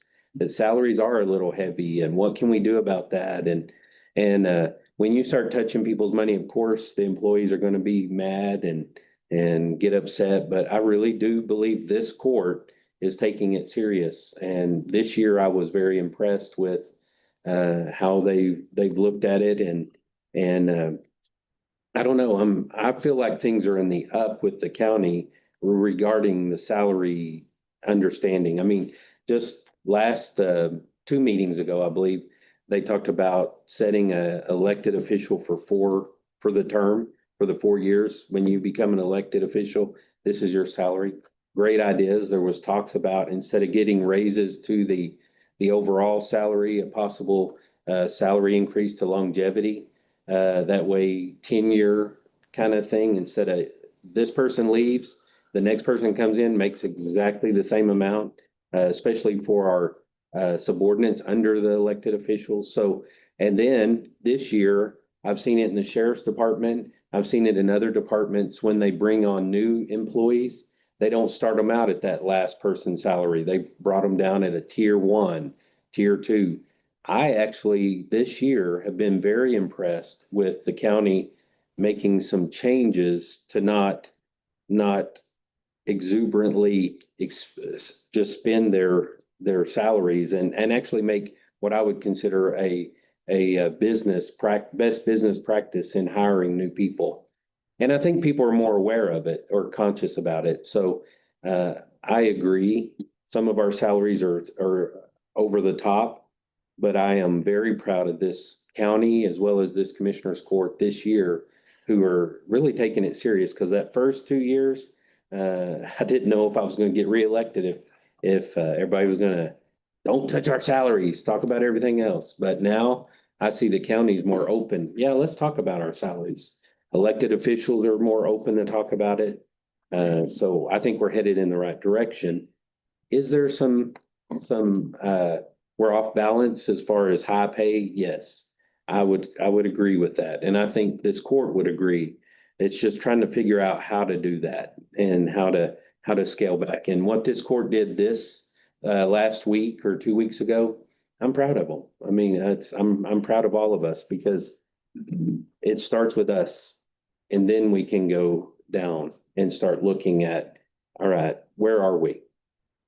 And so anyway, that's all I wanted to say. I knew legally I couldn't say anything during public hearing, so I was kind of hoping we would talk about it right now. And so that's why I kind of forced that to happen. And that's all from me.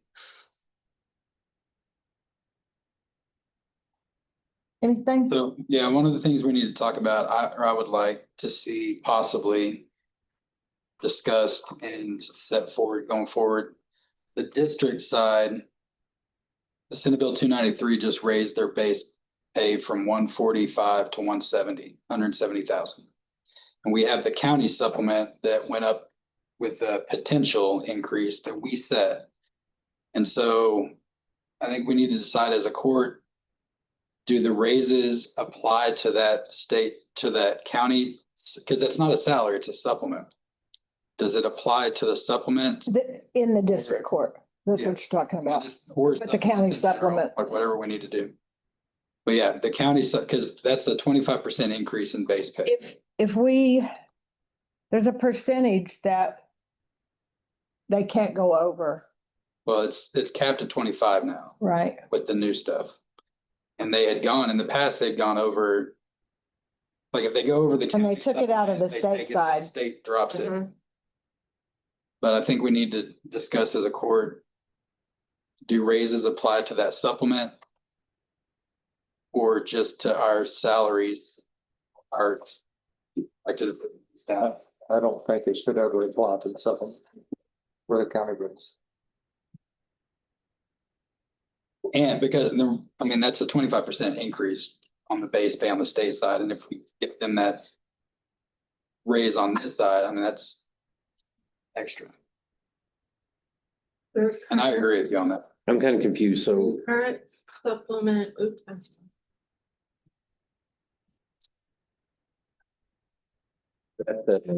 you say district, who is district? District judges, district attorney. But the district attorney didn't get a base pay increase from the state. Just the judges, I think.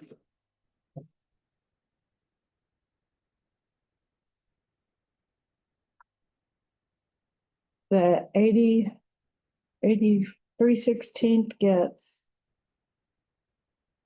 Currently gets 2640, It was capped. 20,640. So the max, we set a max, which was 18,000.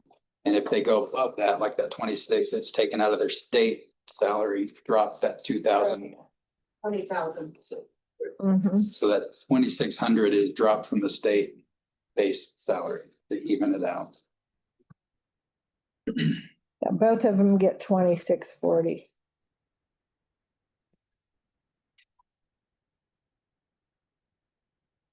Up to them to come and decide. The DA gets 23,215.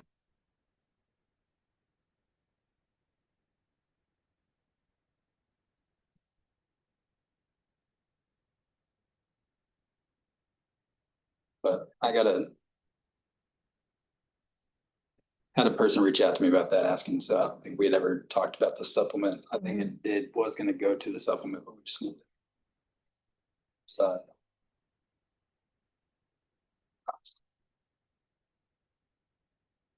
Usually they'll send out a letter because so they don't go over that. amount and you'll tell me not to increase it. Or their, On what the counties, what the county's paying, so. That's normally how that works. VA.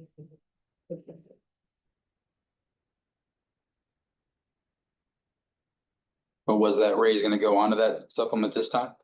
Well, I'm saying. I mean, it has in unless the they- past. yeah, that's what I'm saying. Unless they send the letter, it goes on there, and I don't know if I I agree think with it. they've taken it every year, I think, that I've been here.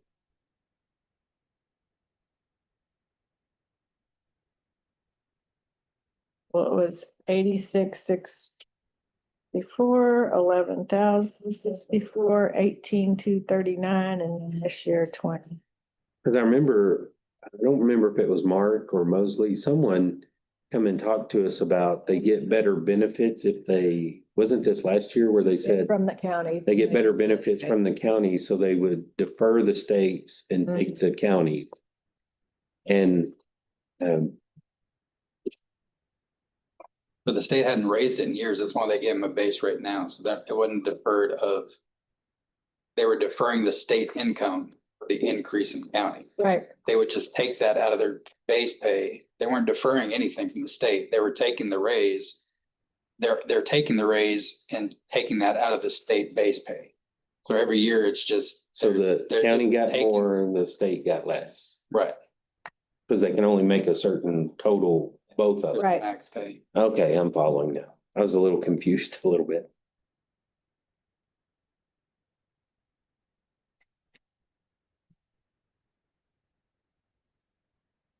So what do y'all want to do? No more? So if we didn't apply the raise to the district judges, They then don't come from the state. they could get it from the state. Not, I mean, we still have a supplement. We're not gonna get all that money. We're not gonna not contribute something. Right. I see what you're saying. Yes, but we would contribute less. I take it all from the state. And you're 100%, that's what the law says? I mean, I haven't looked at it, so I don't know. They can only make a certain amount. Yeah. They can't make over a certain amount. Okay. I mean, y'all know I'm gonna always say, if you can get it from the state, get it from the state and take the burden off of the taxpayers.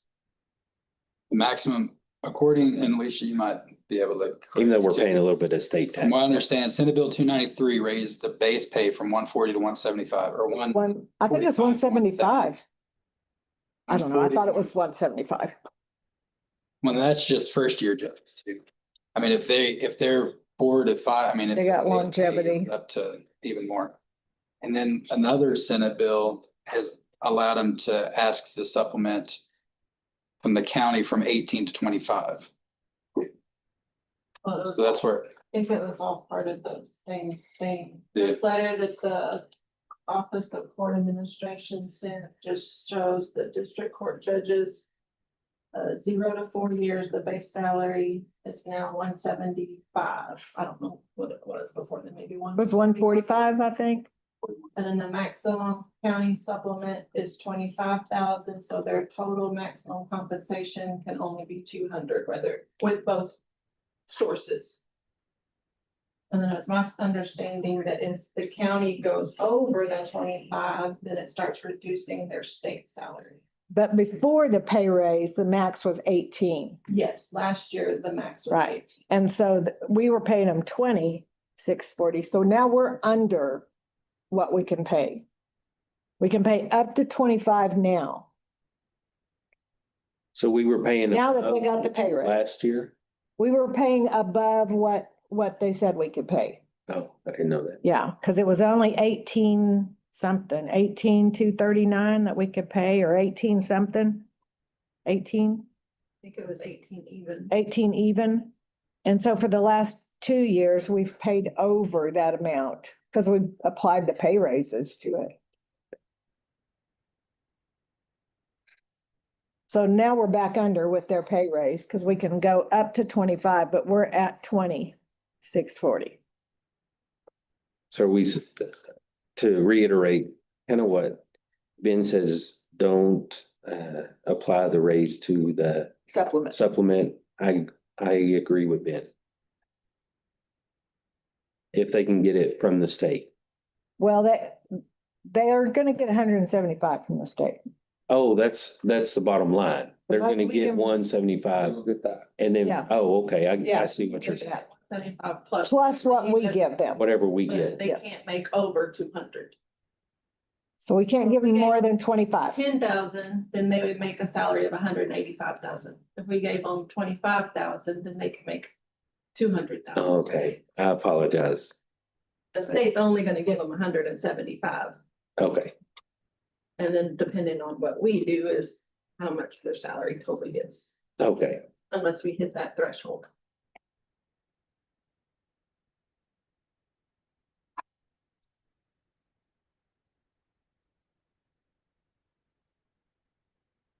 Okay, so what's everyone's thoughts? Apply the raise or not? To that, right, they're getting 20,640 right now. I just can't justify an increase when the state's given a raise of 25%. I can't add extra to the county side. I don't think we need to give a Okay, raise. I say no. okay, all right, we're all in agreement with that then. No raise on the supplement. Okay, what else? Yeah, Right, just for clarification, is that just the district judges or is that the district attorney as well? I don't know what is, is there a cap on his? it's not on the letter that I have, so I haven't looked at it. I don't know. I just want to make sure that I understand when I start plugging in numbers. Right. what your intentions are. Well, I spoke with somebody when I kind of heard about this. I spoke with somebody and just to kind of see their opinion of it. And they told me kind of what they were thinking or gonna do. And I said, well, I won't bring it up. I don't know. Stop just one second. I'm sorry. I should have done this at the beginning of the meeting and I forgot. But we have, well, Alicia, you can explain. We have a couple of high school students here. Oh, okay. The accounting teacher at West Texas High reached out to me. They are doing a new thing this year where they can earn a certificate. But they have to shadow someone in the industry. And so she reached out to me to see if I would let them come and observe our office during a class period for the rest of the year. So I have taken them on. We have Kira De La Cruz and Maritza Smith. And so you see them running around helping Tiffany do audits or in our office. That's what they're doing. They're shadowing because they are taking accounting courses and trying to get their certificate. Awesome. You didn't get hurt in her office, did you? Uh-oh. Well, thank you for coming. Y'all for being here. Sorry, I waited till the last minute. I forgot to remind you. Yeah, I'm sorry. Got busy. Y'all have a good Thank day. you. And we look forward to seeing y'all around. Sorry, that was my bad. Meant to introduce them earlier and got distracted. All right, where are we at? Oh, just clarify Oh. to me what your intentions are. If we're just talking district judges or if y'all were talking district attorney as well. Well, whoever has a supplement. What's the state salary for the district attorney? Do you know? I don't. Can we say just whoever has a supplement, no raise on them? What's only district, like a county supplement would only go to the 3 district, I think. And Right. so it'd only be those 3. Yeah.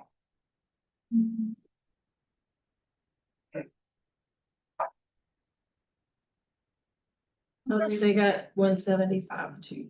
And there's some, According to AI Google. right, there's some rule with that. I don't know. So. I'd say across the board then. Are y'all good with that? Yeah. Okay. And if we need to talk about, I mean, because we have another meeting. to talk Yeah, we do. We can. That's why Be here. we wait. Yeah, I wanted to mention it now because I didn't have time to. yeah. So, Because I was. any county supplements? No raise. Okay. Yeah. Alicia, what else?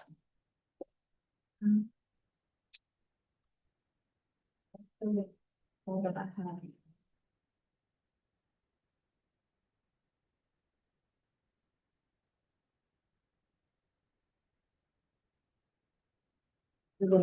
Capital project fund. Right, the contingency line item of 500,000, that's what we have in it now. And then, I wanna, before we kind of dive deeper into that capital projects fund, y'all saw, our proposal on that. That's at 20, right? Do what? Our 10-year plan. Yes. Yeah. So, if you think about projected cost, when the sheriff spoke to some of the people at the sheriff's conference, right now, 35 to 40. So you think in 10 years, what could that potentially be? So we just threw a number out there of 50. Okay. So if our plan is to at least try to get half of that. So when that happens, we don't have to go out for more money from the taxpayers, in the form of a bond. So if we could save 25. I don't really know where the 10 years is coming from. Well, exactly, we just threw that out there. I don't see a jail in 10 years, by no means. But it's gonna be a lot longer than that, I would hope. And that's fine. It was not like, okay, we're just gonna build it just because we've got the money. But if we longer than that and we get the money, then. Well, we had another 10 years after that, then you got your 50,000. If it takes 20. Percent, it might be 70,000. To be in that jail. Yeah. That's 75 million. Yeah, Yeah. it's a million. Yeah.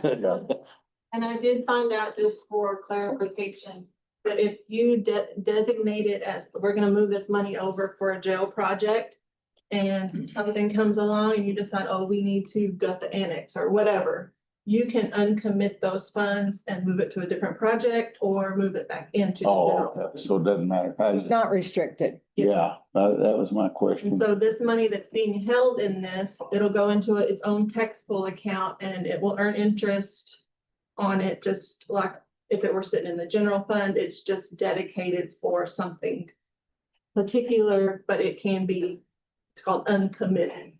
So What is our current tax pool interest rate? Do you know? General? I believe it's like 4.3. Yeah. Okay. It's down quite a bit. yeah, it used to be like, Yeah. Six, seven. It was. yeah. And they were projecting it to probably go down to about 3.5. So it will within the next year. It will continue on down, but So on the 10 years, that was just a number we threw out there. It's not hard, I don't see anything like that happening in 10 years. Then I would think closer to 20. And if, But there may be something in between that's got nothing to do with this project you're talking about. Well, I just like the fact we're starting. It's committing general fund excess to something instead To of something. just saying it's here. we've got it in our Take your money, reserve we pot. don't have a plan, Oh. but it's here. We've got to So, get a plan. and this also doesn't include interest. So I mean, and construction costs aren't getting cheaper. So if it's 75 million for a new jail and the interest builds up over these 10 years, I mean, you can see where you're at in 10 years. If it doesn't commit a commissioner's court in the future from using it from something else, I mean, Yeah, I don't want them locked in on our plan. I mean, I wish they wouldn't be. Right. They can go to something else. That's also for a law enforcement center in the jail, right? Yeah, it's a law enforcement center. Well, That's what we're talking about, move the sheriff's office there, have a jail there. Well, it could be whatever you make it in, because you're not. Make it, whatever you want. we're not proving anything in there. What I want to do is just have a plan to set aside some funds in the event that in 2 years, well, I mean, we might only have $7 million, but what if it happens? Then we've got somewhere to start. But if it doesn't happen for another 20 years, even better. We've even got more Well, this is just. available. This ain't really a jail. This could be any kind of capital improvement. I would prefer to specify that it's something where it takes an action item to move it out. To move it out. And so it takes an action item. If the court says, okay, we're gonna commit this to a jail project, then that commits it. You take a vote on it. You could, if it passes, it passes. If it doesn't, it doesn't. But then if you decide, okay, well, we don't want it to be a jail anymore. We need it to be a new annex, something else, or we need it back in the general fund because we've had deficit after deficit after deficit or whatever. Then you would have to take an action to uncommit those funds and move it to wherever. Right. But then at least it tells the public. It's just not This is what easily movable. Yeah. But it is movable. It just would take an action. Of course, when you put $2 million a year in there, that drastically affects our tax rate and everything else. So it's gonna And affect a lot of things. and this was just a proposal. There are two different ways that you can think of it. You can say, okay, yes, we want to put 2 million and we're gonna budget for that every year to make that payment to the capital projects fund. Or you could say, after a year is audited. So once we get that audited fund balance and it shows that we put $1.5 million in fund balance, you could say, well, out of that $1.5 million, let's just put $1 million over there. And so there's two different. right. This is not hard and fast. We're just, No, this is our proposal. This is better than throwing a bond out there. Well, you'll still have time, probably, but. Well, yeah, but it won't be as large. Right. That's what we're just trying to, Trying to cushion it in there a little. day comes, we want to be Just somewhat prepared. prepared. It'd just be a lot less. So our last Yeah. audited change in fund balance was from fiscal year 24. And it was. Already happened. No. Oh, yeah.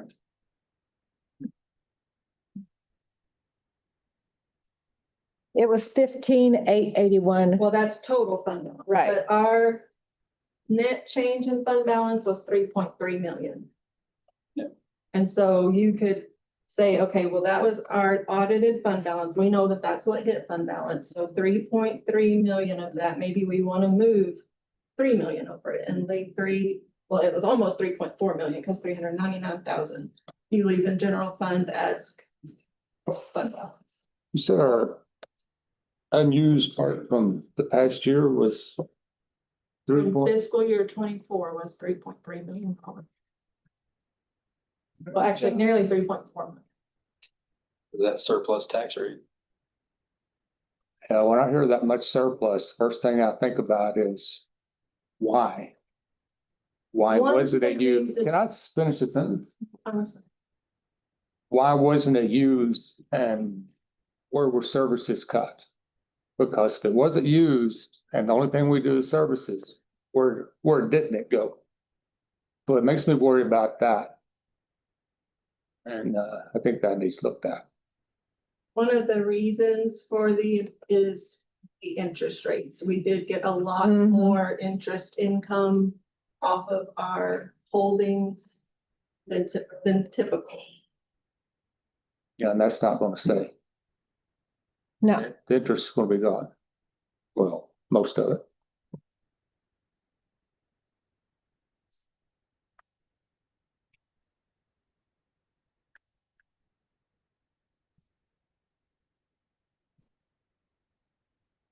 But I think that also goes to point that we still have a lot of what ifs, and so cutting out a lot of that stuff, that's a lot of money we have to account for. Well, the what ifs is definitely there, but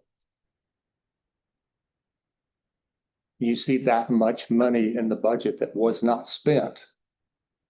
And I'd like to answer that question. We have a different problem. Where services not being conveyed to? Where are they not coming from? Because that's our job. We give services. That's what we do. So how do we fix it? I don't know. We take a look at everything. Have we not been doing that? Well, I don't know if we have or not. We don't know until we're done. But I see $3 million not being used. It's like, well, how come? I think it's more of the fluff in the budget we're trying to trim, but for the past several years, we've adopted a deficit budget, and that's why I voted against the tax rate last year. Because that was the first one we've had that was I think it was 200 plus surplus. And even when we had a 50,000 deficit budget, we still put $1 million in the general fund. And so I think that just goes to show how much I'm not saying you're wrong, there might be services that need to be remedied. But I think that just goes to show us like we are at a level of, we need to find where the level is that we can justify to the taxpayers, but also still provide 100% of the services to the people that they have to be doing that. Well, when you talk about services, you talk about other stuff too, and some of the telltale signs of services are, we take like fuel, miles you drive and stuff like that. And it's consistently, like both of those are going down every year. The fuel we use, the miles we drive. So you're not going, or, I mean, I'm not gonna say what the problem is, but when the fuel usage is drastically coming down, there's a reason.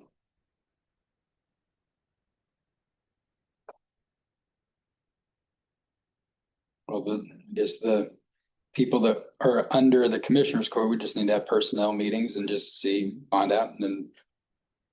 Yeah, that's. I mean, we need to communicate with our people and kind of see why it is.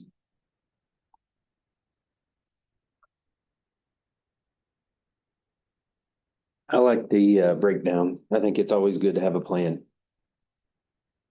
for the jail. Since that's been something I've heard about forever. There's no plan. Yeah, Good start. I like it. It's a good start. And if it's not achievable for 1 year, then, you know, this is just a proposal. That's just a proposal. Just, you know, if, We need definitely a plan for capital improvement. Yes. The transfer will have to be budgeted, just so y'all know. Okay. I like it. Whatever y'all do. Nobody wants to build a jail. No, Nobody wants to build a nice. Isn't that crazy? I hate that. Don't act right. I don't But- want to build a new jail, but the day will come. Yeah, when it stops I past. mean, it might not be in 10 years. But it might be. It's So- gonna come.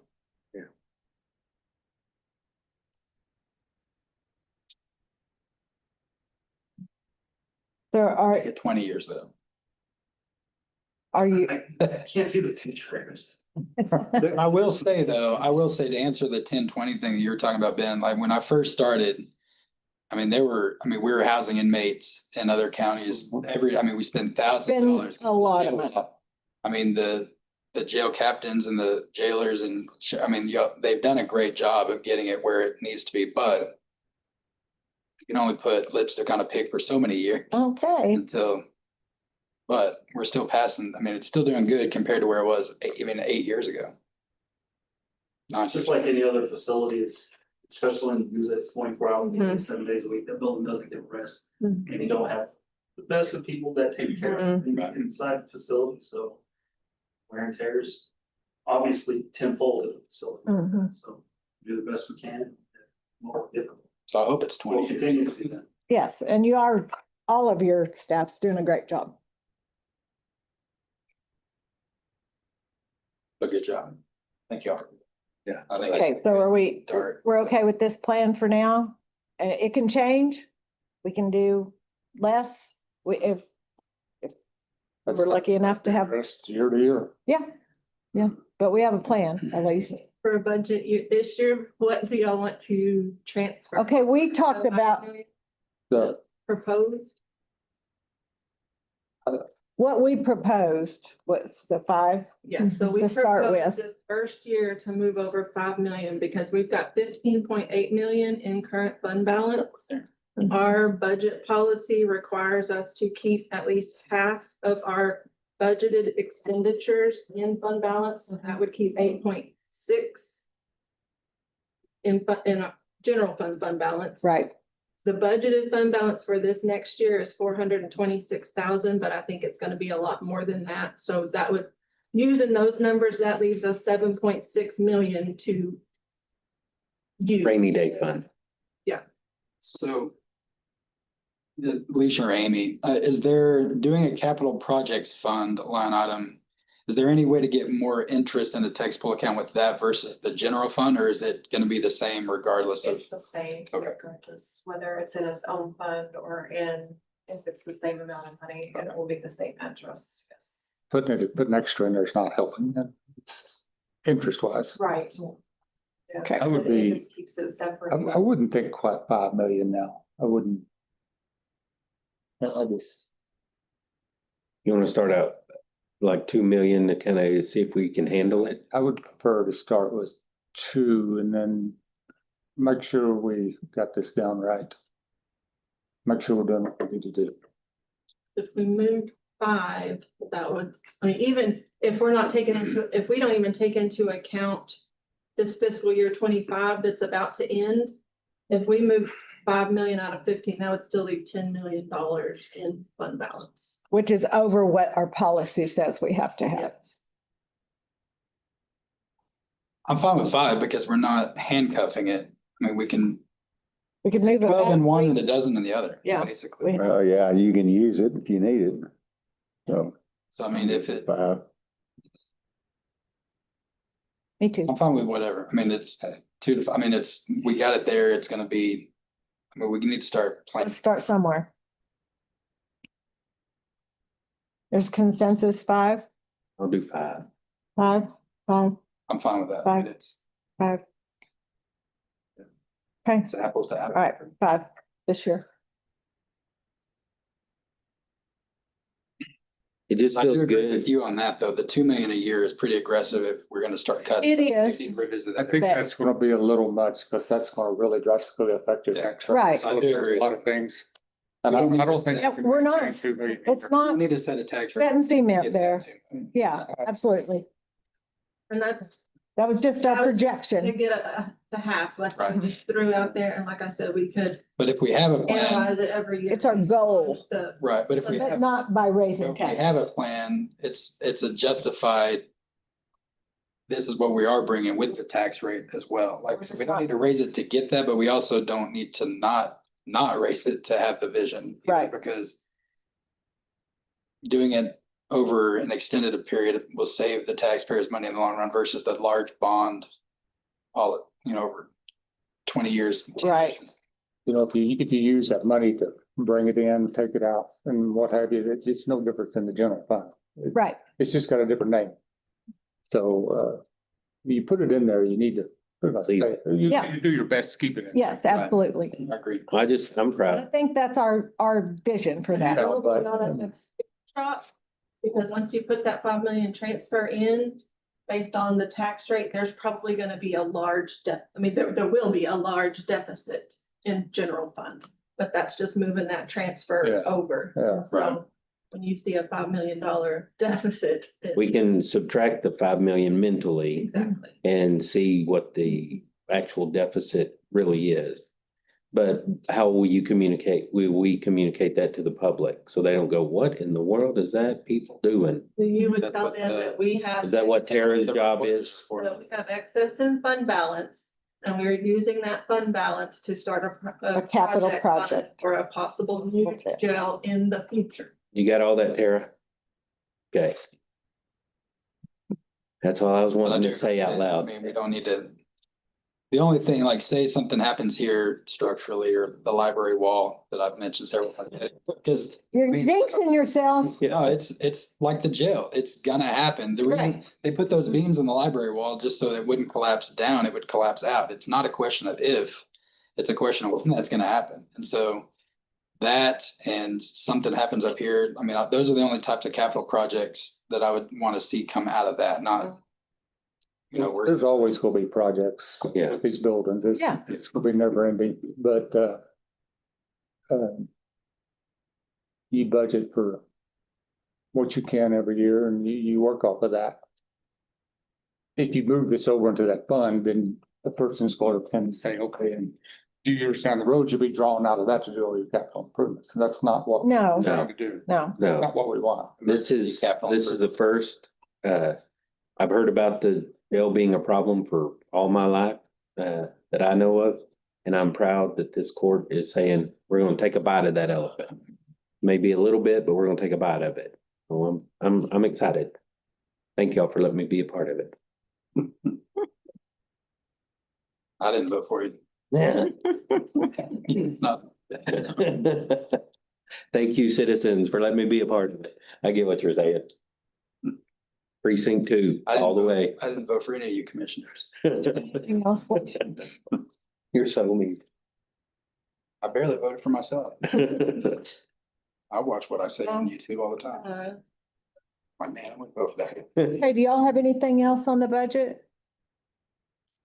Judge, Yes, you know, they sent all the dispatch numbers. yeah, I calculated it. It's based off of the CPI. And so, I did calculate. Oh, no, that was and update EMS. That. I'm sorry, that was EMS I was looking at, not dispatch. On the right. What? It was that one. Dispatch? Oh. So the numbers on our budget is not accurate? But I'm not sure if they were updated from last year. Yeah, Alicia updated them. Oh, okay. So it went from 157.8 to 163. Is what I calculated using the same process that they did last year. 162, 464. 162, okay. And 162, 464. So 163. That's what the Yeah. dispatch contract and the SUA bill. Right.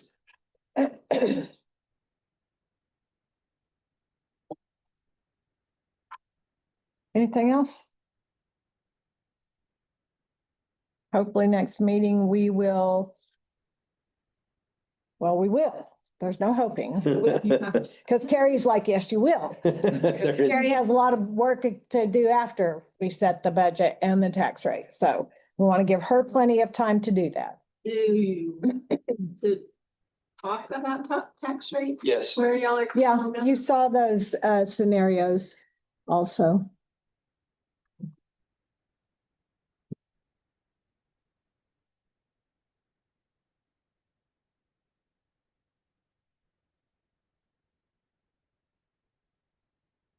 Gonna change, but 50 cents for the deficit, 15,000.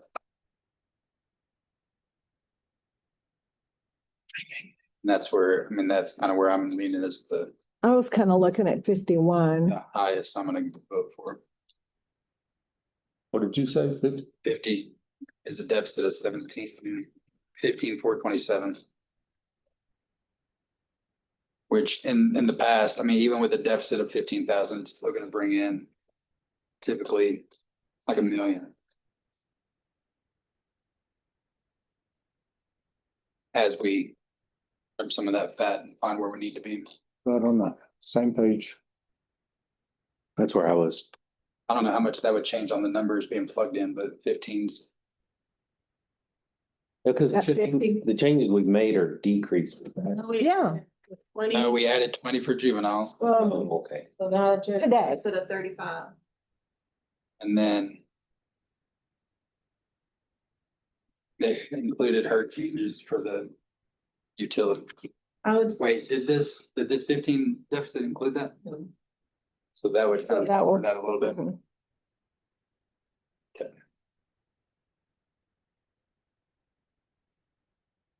Probably about. I would say it'll be a deficit of less than 30. Any deficit 50,000 and below, I mean, it's still historically trended, still positive Mhm. as we're trimming, getting those close ones. Need to be.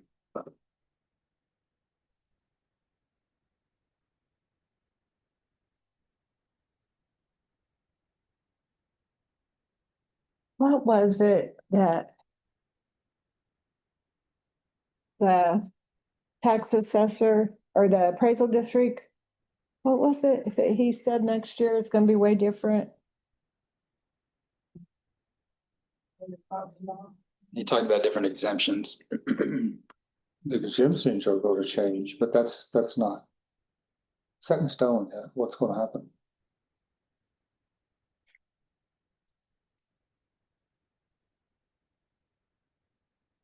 Is everybody pretty comfortable? The exemptions are Yeah, some of the exemptions are already set. Yeah. Yeah, some of them are. I think that was for school board. Well, yeah, that was affected the school tax. Yep. Is everyone pretty comfortable with 50, I am. with the way we're looking right now? You don't have to commit, just think about it. Not voting today. No, we're not. Yeah. No, we're just looking. But We don't have. So to- the next Right now. thing I'll do, I'll just kind of start at like 51.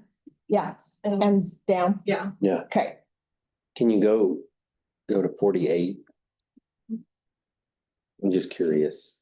I mean, it doesn't matter. You really want to kill us, don't you? No. I just am curious what the numbers would look like. I'm not leaning towards 48. I'm happy with It would 50, but be- I'd like to see what that looks like. 600. $50,000, be over $500,000. Cause each cent's like 200.